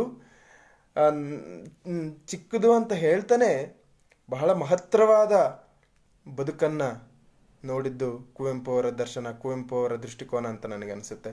ನಾನಿಲ್ಲಿ ಒಂದು ಸಣ್ಣದನ್ನು ನೋಡ್ತಾ ಇದ್ದೀನಿ, ನಂದು ಏನಂತ ದೊಡ್ಡ ಕಥೆ ಅಲ್ಲ. ಅಂದರೆ ನೀವೆಲ್ಲರೂ ಅದನ್ನೇ ಅಂದ್ಕೊಂಡಿದ್ದೀರಾ, ಏನು ನೀವು ಹಾಗೆ ಬರೆದ್ರೆ ಮಾತ್ರ ಕಾವ್ಯ ಅಂದ್ಕೊಂಡಿದ್ದೀರಾ, ಅಥವಾ ಅವ್ರದ್ದು ಸುದ್ದಿ, ದೊಡ್ಡವ್ರದ್ದು ಸುದ್ದಿ ಆದರೆ ಮಾತ್ರ ಸುದ್ದಿ ಅಂದ್ಕೊಂಡಿದ್ದೀರಾ. ಆದರೆ ಬದುಕು ಅನ್ನೋದು ಹಾಗಲ್ಲ. ನಾನು ಕೊನೆಗೆ ಹೇಳ್ತಿರೋದೇ ಅದ್ವೈತ ಸಿದ್ಧಾಂತ ಹೇಳ್ತಕ್ಕಂಥದ್ದು. ಬದುಕು ಅನ್ನೋದು ಪ್ರಕೃತಿಯಲ್ಲಿರ್ತಕ್ಕಂಥ ಎಲ್ಲ ಸಂಗತಿಗಳನ್ನು, ಸಮಾಜವಾದಿ ನಿಲುವು ಕೂಡ ಅದು, ಎಲ್ಲವನ್ನೂ ಕೂಡ ಸಮಾನವಾಗಿ ನೋಡ್ತಕ್ಕಂಥದ್ದು ಒಂದು ನಿಲುವು ಇದೆಯಲ್ಲ, ಅದನ್ನು ಕುವೆಂಪು ಇಲ್ಲಿ ನೋಡ್ತಾ ಇದ್ದಾರೆ. ಹಾಗಾಗಿ ಹೊಸದೊಂದು ಕಾವ್ಯಮೀಮಾಂಸೆಯ ಒಂದು ದರ್ಶನವನ್ನು ಕೂಡ ಕುವೆಂಪು ನಮಗಿಲ್ಲಿ ಕೊಡ್ತಾರೆ ಅಂತ ನನಗೆ ಅನಿಸುತ್ತೆ. ಎಷ್ಟು ವಿನಯವಾಗಿ ಹೇಳ್ತಾನೆ, ಅವ್ರಿಗೆ ಗೊತ್ತು, ಅವರು ರಸಋಷಿ, ಅವರಿಗೆ ಕವಿಯ ಶಕ್ತಿ ಏನೆಂಬುದು ಗೊತ್ತು ಅವರಿಗೆ. ನೀನೇರಬಲ್ಲಯ್ಯ ನಾನೇರಿದೆತ್ತರಕ್ಕೆ, ನೀನು ಇಳಿಯಬಲ್ಲಯ್ಯ ನಾನು ಇಳಿದ ಆಳಕ್ಕೆ ಅಂತ ಹೇಳುವಂಥ ಕುವೆಂಪು ಇಲ್ಲಿ ಹೇಳ್ತಾರೆ, ನಾನೇನು ದೊಡ್ಡ ಕವಿ ಅಲ್ಲ, ನಾನೊಬ್ಬ ಪುಟ್ಟ ಕವಿ, ಹೆಸರು ಕೂಡ ಪುಟ್ಟಪ್ಪನೇ, ಅಂಥದ್ದೇನು ನಾನು ಬರೀಬಲ್ಲೆ ಅಂತ ಹೇಳ್ತಾನೆ. ಇಡೀ ಜಗತ್ತಿನ ದೃಷ್ಟಿಯನ್ನು ಒಬ್ಬ ಒಂದು ಒಂದು ಒಂದು ಕಳೆದು ಹೋಗಬಹುದಾಗಿದ್ದ, ಜೋರಾಗಿ ಮಳೆ ಬಂದರೆ ಕೊಚ್ಚಿ ಹೋಗಬಹುದಾಗಿದ್ದ ಆ ಹಣಬೆ ಅಂದದ ಒಂದು ಹುಲ್ಲು ಗುಡಿಸಲಿನ ಮೂಲಕ ಒಂದು ದರ್ಶನವನ್ನು ಉಕ್ಕಿಸುವ, ಅದನ್ನು ವಿಶ್ವಾತ್ಮಕತೆಗೆ ಮುಟ್ಟಿಸುವ ಒಂದು ಕ್ರಮ ಇದೆಯಲ್ಲ, ಅದು ನಮ್ಮೆಲ್ಲರಿಗೂ ಕೂಡ ಮಾದರಿ. ಅಂದರೆ ಕುವೆಂಪು ಅದಕ್ಕೆ ಬಹಳ ಇಷ್ಟವಾಗುವಂಥದ್ದು ಅಂತ. ಎಲ್ಲಿ ಕುವೆಂಪು ಮೇಲೆ ಬೇರೆ ಬೇರೆ ವಿಮರ್ಶೆಗಳು ಬಂದಿದ್ದಾವೆ, ಅವನ್ನು ಕೂಡ ನಾವು ನೋಡಿದ್ದೀವಿ. ಕೃಷ್ಣಪ್ಪನವರು ಕೂಡ ಬಹಳ ಕಟುವಾಗಿ ವಿಮರ್ಶೆ ಮಾಡಿ ಬರೆದಿರ್ತಕ್ಕಂಥ ವಿಮರ್ಶೆಗಳು ಕೂಡ ಇದ್ದಾವೆ. ಆದರೆ ಈ ಪದ್ಯವನ್ನು ಓದಿದ್ರೆ ಕುವೆಂಪು ಎಲ್ಲಿ ನಿಲ್ತಾರೆ, ಒಬ್ಬ ಕವಿಯಾಗಿ, ಒಬ್ಬ ಸಹೃದಯ ಕವಿಯಾಗಿ ಕುವೆಂಪು ಯಾವ ನಿಲುವನ್ನು ತಗೊಳ್ತಾರೆ ಅನ್ನೋದು ಈ ಪದ್ಯದ ಮೂಲಕ ನಮಗೆ ಕಂಡುಬರುತ್ತೆ. ಸೊ ಸಾಮಾನ್ಯ ಜನರ ಚರಿತ್ರೆಯನ್ನು ನೀವು ಬರಿದೇ ಹೋದ್ರೂ ಕೂಡ ನಿಜವಾದ ಕಾವ್ಯ ಮೀಮಾಂಸೆ ಅಲ್ಲಿಂದ ಶುರುವಾಗಬೇಕು. ಬದುಕಿನ ಮೂಲ ಅಂದರೆ ನೊಂದವರಿಗೆ ಮಿಡಿಯದ ಕಾವ್ಯ ಬಹುದೊಡ್ಡ ಕಾವ್ಯ ಅಲ್ಲ ಅನ್ನೋದನ್ನೇ ಕುವೆಂಪು ಹೇಳ್ತಾ ಇದ್ದಾರೆ. ನನಗೆ ಗೊತ್ತಿಲ್ಲ ಈ ಮಾತು ಹೇಳಬಹುದು. ಅಂದರೆ ಕರಿಸಿದ್ದ ಮತ್ತು ರಾಮಾಯಣ ದರ್ಶನಂ ಎರಡನ್ನೂ ಇಟ್ಟರೆ, ಅಕ್ಕಪಕ್ಕ ಇಟ್ಟರೆ ಅದೊಂದು ಕಾಂಟ್ರಡಿಕ್ಷನರಿ ಪೊಸಿಷನಲ್ಲಿ ಕಾಣುತ್ತೆ. ಅಂದರೆ ರಾಮಾಯಣ ದರ್ಶನ ಓದುವ ದೃಷ್ಟಿಕೋನದ ಮೇಲೆ ನಿಂತಿರುತ್ತೆ ಈ ಮಾತು. ಆದರೆ ನನಗೆ ಕರಿಸಿದ್ದ ಮತ್ತು ರಾಮಾಯಣ ದರ್ಶನ ಎರಡನ್ನು ಇಟ್ಟಾಗ ಒಂದು ಕಾಂಟ್ರಡಿಕ್ಷನರಿ ಪೊಸಿಷನ್ ಇಲ್ಲಿ ಕಾಣುತ್ತೆ. ಅಂದರೆ ಕುವೆಂಪು ಸ್ವತಃ ತಾವೇ ಈ ರೀತಿಯ ಕುವೆಂಪು ಎಷ್ಟು ಶಕ್ತಿಶಾಲಿ ಬರಹಗಾರರು ಅಂತಂದರೆ, ಮತ್ತು ಎಷ್ಟು ಸೂಕ್ಷ್ಮ ಬರಹಗಾರರು ಅಂತಂದರೆ, ಗುತ್ತಿ ತಿಮ್ಮಿನ ಕರ್ಕೊಂಡು ಬರಕ್ಕೆ ಹೋಗ್ತಾ ಇರ್ತಾನೆ. ಅವಳದ ಮದುವೆ ಬೇರೆಯವ್ರ ಜೊತೆಗೆ ನಡೀತಾ ಇರುತ್ತೆ. ಇವನು ಮದುವೆ ಆಗ್ಬೇಕಾಗಿರುತ್ತೆ. ಇವನ ಪ್ರೇಯಸಿ ತಿಮ್ಮಿ ಅವಳನ್ನ ಕರ್ಕೊಂಡು ಬರೋಕ್ಕೆ ಹೋಗುವಾಗ ಅಲ್ಲೊಂದು ಜೋಯಿಸ್ರು ಮನೆಗೆ ಹೋಗ್ತಾನೆ. ಜೋಯಿಸ್ರು ಗುತ್ತಿ ಒಲೆಯರ ಗುತ್ತಿ ಅಂತ ಗೊತ್ತಾದ ಕೂಡಲೇ ಅಲ್ಲೇ ನಿಲ್ಲಿಸಿ ಇವ್ರು ಏನೋ ಪೂಜೆ ಮಾಡ್ತಿರ್ತಾರೆ. ಅವಾಗ ಅವನು ಅವರ ಅಂಗಳದಿಂದ ಸ್ವಲ್ಪ ದೂರ ಹೋಗಿ ನಿಲ್ತಾನೆ. ಅಲ್ಲಿ ಈ ಸಗಣಿ ಹುಳು ಆ ಸಗಣಿಯನ್ನು ದುಂಡುಗೆ ಮಾಡಿಕೊಂಡು ಇಂಗಾಲಿನ ಮೂಲಕ ಅದನ್ನು ಎತ್ಕೊಂಡು ಬರ್ತಾ ಇರುತ್ತೆ. ಅದನ್ನು ಎಷ್ಟು ಚೆನ್ನಾಗಿ ಬರೆದಿದ್ದಾರೆ ಕುವೆಂಪು ಅಂತಂದರೆ, ಇವನು ಹೋಗ್ತಿರೋದು ಕೂಡ ಅಂಥ ಒಂದು ಮಹತ್ವದ ಒಂದು ಸಾಹಸಕ್ಕೆ. ಅದ್ರ ಎಷ್ಟು ಸರಿ ಅದು ವಿಫಲ ಆದರೂ ಕೂಡ ಆ ಹುಳ ಏನು ಮಾಡುತ್ತೆ, ಮತ್ತೆ ಅದು ಗೆಲುವನ್ನು ಪಡೀತದೆ. ಅದು ಒಂದು ಹಂತದಲ್ಲಿ ಅದು ಯಶಸ್ಸನ್ನು ಪಡೆಯುತ್ತೆ. ಅಲ್ಲಿಂದ ಇವನಿಗೆ ಪ್ರೇರಣೆ ಬರುತ್ತೆ. ಈ ಸಣ್ಣ ಸಂಗತಿಗಳು ನೋಡಿ, ಕೆಸರಿನಲ್ಲಿ ಕಾಲಿಟ್ಟಾಗ ಅದು ಪಿಚಕ್ಕಂತ ಕಾಲಿನ ಬೆರಳಿನ ಮಧ್ಯದಲ್ಲಿ ಸಿಡಿಯೋದನ್ನ ಎಷ್ಟು ಚೆನ್ನಾಗಿ ಬರೀತಾರೆ ಕುವೆಂಪು. ಮರಿ ಮಾಡಿದ ಕೋಳಿ ಹೇಗೆ ಅಗ್ರೆಸಿವ್ ಆಗಿರುತ್ತೆ ಅನ್ನೋದನ್ನ ಎಷ್ಟು ನೀಟಾಗಿ ಬರೀತಾರೆ. ಅಂದರೆ ಕುವೆಂಪುಗೆ ಯಾವುದೂ ಇಲ್ಲಿ ಯಕ್ಕಶ್ಚಿತ ಅಲ್ವೇ ಅಲ್ಲ. ಇಲ್ಲಿ ಎಲ್ಲ ಪಾತ್ರಗಳು ಬಹುಮುಖ್ಯ. ಐತಾ ಪೀಂಚಲು ಅಷ್ಟೇ ಮುಖ್ಯ, ಚೆನ್ನಮ್ಮ ಮತ್ತು ಇವನು ಪಾತ್ರಗಳು ಕೂಡ ಅವ್ರಿಗೆ ಅಷ್ಟೇ ಮುಖ್ಯ. ಅಂದರೆ ಇಲ್ಲಿ ಎಲ್ಲವೂ ಸಮಾನ ಅನ್ನೋದನ್ನ ಕುವೆಂಪು ಬಹಳ ಚೆನ್ನಾಗಿ ಅಲ್ಲೂ ಕೂಡ ಹೇಳ್ತಾರೆ, ಇಲ್ಲೂ ಕೂಡ ಹೇಳ್ತಾರೆ. ಅದಕ್ಕೆ ಅವರು ಆಯ್ಕೆ ಮಾಡಿಕೊಂಡ ಬಹುತೇಕ ವಿಷಯಗಳು ಗೊಬ್ಬರ, ನಾಗಿ, ಹಿರೇಹೂವು. ಅಂದರೆ ಹಿರೇ ಹೂವಿನ ಮೇಲೆ ಯಾರ್ರೀ ಪದ್ಯ ಬರೀತಾರೆ ಅಂತಂದ್ರೆ, ಇಲ್ಲಿ ನಾನು ಬರಿತೀನಿ ನೋಡಿ ಅಂತಂದರೆ, ನನ್ನ ಹುಟ್ಟು, ನನ್ನ ಆಲೋಚನೆ, ನನ್ನ ಲೋಕಗ್ರಹಿಕೆ ಇರೋದು ಇಲ್ಲಿಂದ ಅಂತ. ಅದಕ್ಕೆ ಕುವೆಂಪು ಶೂದ್ರರ ಮತ್ತು ದಲಿತರ ಬಹಳ ದೊಡ್ಡ ಶಕ್ತಿ ಯಾಕೆ ಅಂದರೆ ಈ ಕಾರಣಕ್ಕಾಗಿ. ಸಾಹಿತ್ಯದ ಒಳಗೆ ಈ ಎಲ್ಲವುಗಳನ್ನು ತಂದು ಒಂದು ಪ್ರತಿಯಾಗಿ ಕೊಡೋದಿಲ್ಲ, ಅಂದರೆ ಅವ್ರದನ್ನೇ ಕಲಿತು ಅವರಿಗೆ ವಾಪಸ್ ಕೊಡೋದಿದೆಯಲ್ಲ, ಯಾವುದು ಈ ಸಮಾಜವನ್ನು ಅಸಮಾನತೆಯಲ್ಲಿ ಇಡ್ಲಿಕ್ಕೆ ಬಯಸುತ್ತೋ, ಅವ್ರು ಯಾವುದನ್ನ ಟೂಲಾಗಿ ಮಾಡ್ಕೊಂಡಿದ್ದಾರೋ ಅದನ್ನೇ ಕಲಿತು ಅವ್ರಿಗೆ ವಾಪಸ್ ಕೊಡ್ತಕ್ಕಂಥ ಒಂದು ಕ್ರಮ ಇದೆಯಲ್ಲ, ಅದನ್ನು ಕುವೆಂಪು ಅವರು ಭಾಳ ಚೆನ್ನಾಗಿ ಮಾಡಿದ್ರು ಅಂತ ನನಗನ್ಸುತ್ತೆ. ಅದಕ್ಕೆ ಕುವೆಂಪು ಬಂದ ನಂತರ ಕನ್ನಡದ ಕಾವ್ಯಮೀಮಾಂಸೆಯ ಇದೇ ಬದಲಾಗಬೇಕು ಅಂತ ಅನಿಸುತ್ತೆ. ಅದಕ್ಕೆ ಕನ್ನಡ ಕಾವ್ಯಮೀಮಾಂಸೆಯನ್ನು ಚರ್ಚೆ ಮಾಡುವಾಗ ಕುವೆಂಪು ಅವರ ಈ ಸಾಹಿತ್ಯ, ಅವರ ಬರವಣಿಗೆಯನ್ನು ನಿರಾಕರಿಸಿ ನಾವು ಮಾಡಲಿಕ್ಕೆ ಸಾಧ್ಯನೇ ಇಲ್ಲ ಅನ್ನೋದನ್ನು ಹೌದು, ಸತ್ಯನಾರಾಯಣ ಗುರುಗಳು ಹೇಳ್ತಾರೆ, ಅಲಕ್ಷಿತರ ಎದೆಯ ದೀಪ. ಹೌದು, ಅಲಕ್ಷಿತರ ಎದೆಯ ದೀಪ ನಿಜಕ್ಕೂ ಕೂಡ ಹೌದು. ಅಂದರೆ ಅವರು ಆ ಗುಡಿಸಲಿನಲ್ಲಿ ಒಂದು ಪ್ರಜ್ಞೆಯನ್ನು ಹುಟ್ಟು ಹಾಕ್ತಿದ್ದಾರೆ ನೋಡಿ. ಅದು ಕಣ್ದೆರೆದು ನೋಡಿದರೆ ತೋರಿ ಬರುವುದು ನಿಜವೋ ಅನ್ನೋ ಒಂದು ಮಾತಿದೆ ಇಲ್ಲಿ. ಕಣ್ಣು ತೆರೆಯುವುದಂದ್ರೆ ಏನು ಅಂದರೆ ಅದೊಂದು ದೃಷ್ಟಿಕೋನ, ಬೆಳಕು. ನೀವು ಕಣ್ಣು ಮುಚ್ಚಿದ್ರೆ ಅಂಧಕಾರ, ನೀನು ಕಣ್ದೆರೆದು ನೋಡು. ಅಕ್ಕಮಹಾದೇವಿ ಕೂಡ ಇದನ್ನು ಭಾಳ ಚೆನ್ನಾಗಿ ಹೇಳ್ತಾಳೆ. ಎನ್ನಲ್ಲಿ ಏನುಂಟೆಂದು ಕರಸ್ಥಲವ ನಿಂಬುಗೊಂಡೆ ನೋಡ ಚನ್ನಮಲ್ಲಿಕಾರ್ಜುನ ಅಂತ ಹೇಳುವಾಗ, ನನ್ನಲ್ಲಿ ಅದು ಏನಿದೆಯಪ್ಪ, ನನ್ನ ಹತ್ರನೇ ನೀನು ಇದೆಯಾ ನೀನು ಅಂತ ಹೇಳುವಾಗ, ಅವಳು ಈ ಕಣ್ಣು ತೆರೆಯುವ ಕತ್ತಲು ಮತ್ತು ಬೆಳಕಿನ, ಅಜ್ಞಾನ ಮತ್ತು ಜ್ಞಾನದ ಸಾಧ್ಯತೆಯನ್ನು ಒಂದೊಂದು ಸಾಲಿನಲ್ಲೇ ಕುವೆಂಪು ನಮಗಿಲ್ಲಿ ತೋರಿಸ್ಕೊಡ್ತಾರೆ ಅಂತ ನನಗೆ ಅನಿಸುತ್ತೆ. ಹಾಗಾಗಿ ಕಣ್ದೆರೆದು ನೋಡಿದರೆ ತೋರಿ ಬರುವುದು ನಿಜ, ನೀವು ಆ ರೀತಿ ನೋಡಲೇ ಇಲ್ಲ ಇದುವರೆಗೆ ಅಂತ ಹೇಳಿ ಕುವೆಂಪು ಹೇಳ್ತಾರೆ ಅಂತ ನನಗೆ ಅನಿಸುತ್ತೆ. ನಂತರದಲ್ಲಿ ನನ್ನ ಮತ್ತೊಂದು ಮುಖ್ಯವಾದ ಅಂಶನ ನಾನು ಇಲ್ಲಿ ಹೇಳಬೇಕು. ಭಾರತದ ಬಹುತ್ವದ ದರ್ಶನ ಈ ಪದ್ಯದಲ್ಲಿ ಹೇಗಿದೆ. ಭಾರತ ಅನ್ನೋದೇ ಒಂದು ಬಹುತ್ವದ ದರ್ಶನ. ಮೇಷ್ಟ್ರು ರಹಮತ್ ತರೀಕೆರೆ ಅವ್ರನ್ನ ನೆನೆಸ್ಕೊಂಡ್ರು G T Narendra Kumar sir. ಮೊನ್ನೆ ಇತ್ತೀಚೆಗೆ ನಿಮ್ಗೆಲ್ಲರಿಗೂ ಗೊತ್ತಿರ್ಬೇಕು, ಅವರು ಸಾರಿನ ಮೇಲೆ ಒಂದು ಪ್ರಬಂಧ ಬರೆದಿದ್ರು ಅವರು. ಒಂದು ಸಾರು ಹೇಗೆ ರುಚಿಯಾಗಿರುತ್ತೆ ಅಂತಂದರೆ, ಅದಕ್ಕೆ ಸೇರಬೇಕಾದ ಎಲ್ಲವೂ ಸಮ ಪ್ರಮಾಣದಲ್ಲಿ ಸೇರಿದಾಗ ಅದು ರುಚಿಯಾಗುತ್ತೆ. ಹಂಗಿದೆ ಭಾರತ ಅಂತ ಹೇಳ್ತಾರೆ ಅವರು. ಹಾಗಿದೆ ಭಾರತ. ಭಾರತ ಅಂದ್ರೇ ಒಂದು ಬಹುತ್ವದ ಒಂದು ಒಂದು ಒಂದು ಬಹುತ್ವವನ್ನೇ ಒಳಗೊಂಡಿರ್ತಕ್ಕಂಥ ಒಂದು ಶಕ್ತಿ ಅದು ಭಾರತ. ಆದರೆ ಆ ಬಹುತ್ವವನ್ನು ನಾಶ ಮಾಡಿ ಏಕತ್ವದ ಕಡೆಗೆ ಕೊಂಡೊಯ್ತಿರ್ತಕ್ಕಂಥ ಇಂಥ ಸಂದರ್ಭದಲ್ಲಿ ಕುವೆಂಪು ರಾಜಕೀಯವಾಗಿ ಕೂಡ ಬಹಳ ಮುಖ್ಯ ಅಂತ ನನಗೆ ಅನಿಸುತ್ತೆ. ಸೊ ಬಹುತ್ವ ನೋಡಿ ಇಲ್ಲೇ ಇದೆ. ಅದು ನಾನು ಮತ್ತೆ ಅದನ್ನು ಕೇಂದ್ರೀಕರಿಸಿ ನಾನು ಹೇಳ್ತಾ ಇದ್ದೀನಿ. ಬಂದೆ ನೋಡಿ, ಈ ಜಗಕ್ಕೆಲ್ಲ ಒಂದೇ ರಾಮಾಯಣವು ಎಂಬುದದು ಹೆದ್ದಪ್ಪು, ಇಳೆಗೆಲ್ಲ ವಾಲ್ಮೀಕಿಯೊಬ್ಬನೇ ಕವಿ ಎಂಬುದು ತಪ್ಪು, ತಿರೆಗೆಲ್ಲ ಶ್ರೀರಾಮನೊಬ್ಬನೇ ಎಂಬರು ಬೆಪ್ಪುಗಳೇ, ಹನುಮರೆನಿತಿಹರು ಮಲೆಯ ಕಾಡುಗಳಲ್ಲಿ, ಒಂದೊಂದು ಹಳ್ಳಿಯಲ್ಲಿ ಜಸವಂತನಾಗದಿಹ ವಾಲ್ಮೀಕಿ ನೆಲೆಸಿಹನು, ರಾಮಾಯಣಗಳಂತೂ ಲೆಕ್ಕಕ್ಕೆ ಮಿತಿ ಇಲ್ಲ, ಕಣ್ದೆರೆದು ನೋಡಿದರೆ ತೋರಿ ಬರುವುದು ನಿಜವು. ಇದನ್ನು ನಾನು ಆಗಲೇ ಬಹಳ ಒತ್ತಿ ನಾನು ಇದನ್ನು ಮಾತನ್ನು ಹೇಳಿದ್ದು, ಕಣ್ದೆರೆದು ನೋಡಿದರೆ. ಅಂದರೆ ಈ ಬಹುತ್ವ ಏನಿದೆಯಲ್ಲ, ಇದನ್ನು ಯಾವಾಗ ಬಹುತ್ವ ಕಾಣುತ್ತೆ ನಮಗೆ ಅಂತಂದರೆ, ಈಗ ನೋಡಿ, ಕೂದಲಿಗೆ ರಬ್ಬರ್ ಬ್ಯಾಂಡ್ ಹಾಕಿದ್ದಾಗ ಅದು ಅದನ್ನು ಬಿಚ್ಚಿದ ಕೂಡಲೇ ಹೇಗೆ ಕೂದಲು ಅದು ತೆರೆದುಕೊಳ್ಳುತ್ತೋ ಹಾಗೆ ನೀವು ಏಕತ್ವವನ್ನು ಒಡೆಯುವುದರಲ್ಲೇ ಬಹುತ್ವವನ್ನು ನಾವು ಕಾಣಬೇಕಾಗಿದೆ ಅಂತ. ಬಹುತ್ವವನ್ನು ನಾವು ಕಟ್ಟಬೇಕಾಗಿಲ್ಲ ಹೊಸದಾಗಿ ನಾವು ಕಟ್ಟಬೇಕಾಗಿಲ್ಲ. ಬಹುತ್ವನೇ ಈ ದೇಶದ ಶಕ್ತಿ. ಈ ದೇಶದಲ್ಲಿ ಬಹುತ್ವ ಇದೆ. ಆದರೆ ಆ ಬಹುತ್ವ ಕಾಣದಂತೆ ಮರೆಮಾಚಿರ್ತಕ್ಕಂಥ ಏಕತ್ವ ಅಂತ ಒಂದಿದೆಯಲ್ಲ, ಒಂದೇ ದೇಶ ಒಂದೇ ಇದು ಅಂತಿದೆಯಲ್ಲ, ಅದನ್ನು ಒಂದು ಭಾಷೆ, ಒಂದೇ ಆಹಾರ, ಒಂದು ಉಡುಪು, ಈ ಥರದ ಇದನ್ನೇ ಇಟ್ಕೊಂಡು ದಬ್ಬಾಳಿಕೆ ನಡೀತಾ ಇದೆಯಲ್ಲ, ದಾಳಿ ನಡೀತಾ ಇದೆಯಲ್ಲ ಆಹಾರದ ಮೇಲೆ, ಸಂಸ್ಕೃತಿಗಳ ಮೇಲೆ, ಅಲಕ್ಷಿತ ಸಮುದಾಯಗಳ ಮೇಲೆ, ದಲಿತರ ಮೇಲೆ, ಹೆಣ್ಣು ಮಕ್ಕಳ ಮೇಲೆ ನಡೀತಿದೆಯಲ್ಲ, ಇದು ಅಲ್ಲ ಅನ್ನೋದನ್ನ ಇವರು ಇಲ್ಲಿ ಹೇಳ್ತಿದ್ದಾರೆ. ಹಾಗಾಗಿ ನೋಡಿ, ಅವರು ಈಗ 300 ರಾಮಾಯಣಸ್ ಇದೆ, ಎ ಕೆ ರಾಮಾನುಜನ್ ಅವರು ಸಂಪಾದನೆ ಮಾಡಿದ್ದು.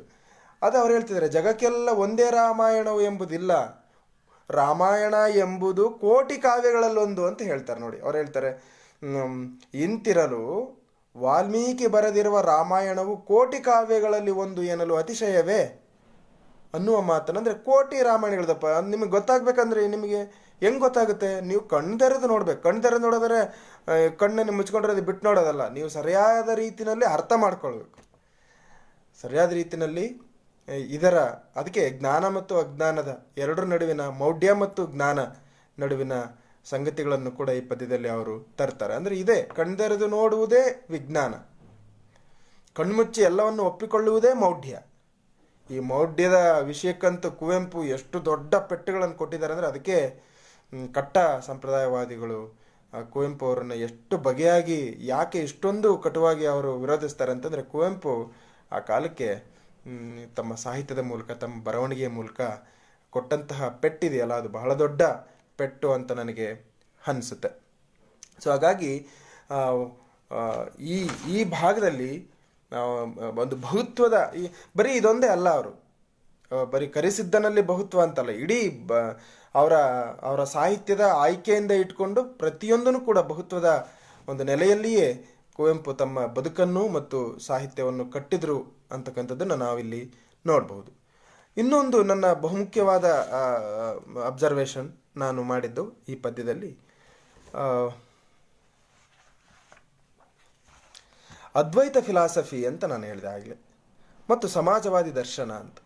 ಸೊ ಬಹಳ ಸಂಕ್ಷಿಪ್ತವಾಗಿ ನಾವು ಅದ್ವೈತವನ್ನು ಅರ್ಥ ಮಾಡ್ಕೊಳ್ಳೋದಾದರೆ, ಬಹಳ ಸಂಕ್ಷಿಪ್ತವಾಗಿ ನಾನು ಹೇಳಿದೆ, ನಿಮಗೆಲ್ಲ ಗೊತ್ತಿರುವಂಥದ್ದೇ ಅದು.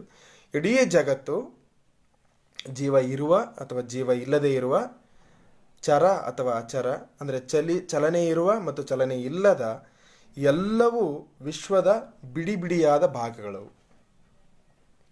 ಕೀಟದಿಂದ ಹಿಡಿದು ದೊಡ್ಡ ಆನೆ ಮತ್ತು ಜಲಚರಗಳು ಎಲ್ಲ ಪ್ರಾಣಿಗಳನ್ನು ಒಳಗೊಂಡಂತೆ ಯಾವುದರ ನಡುವೆನೂ ಕೂಡ ಭೇದವನ್ನು ಕಲ್ಪಿಸಬಾರದು ಎಂಬುದು ಕುವೆಂಪು ಅವರ ಬಹುಮುಖ್ಯವಾದ ಅಬ್ಸರ್ವೇಷನ್ ಅಂತ ನನಗಿಲ್ಲಿ ಅನಿಸುತ್ತೆ.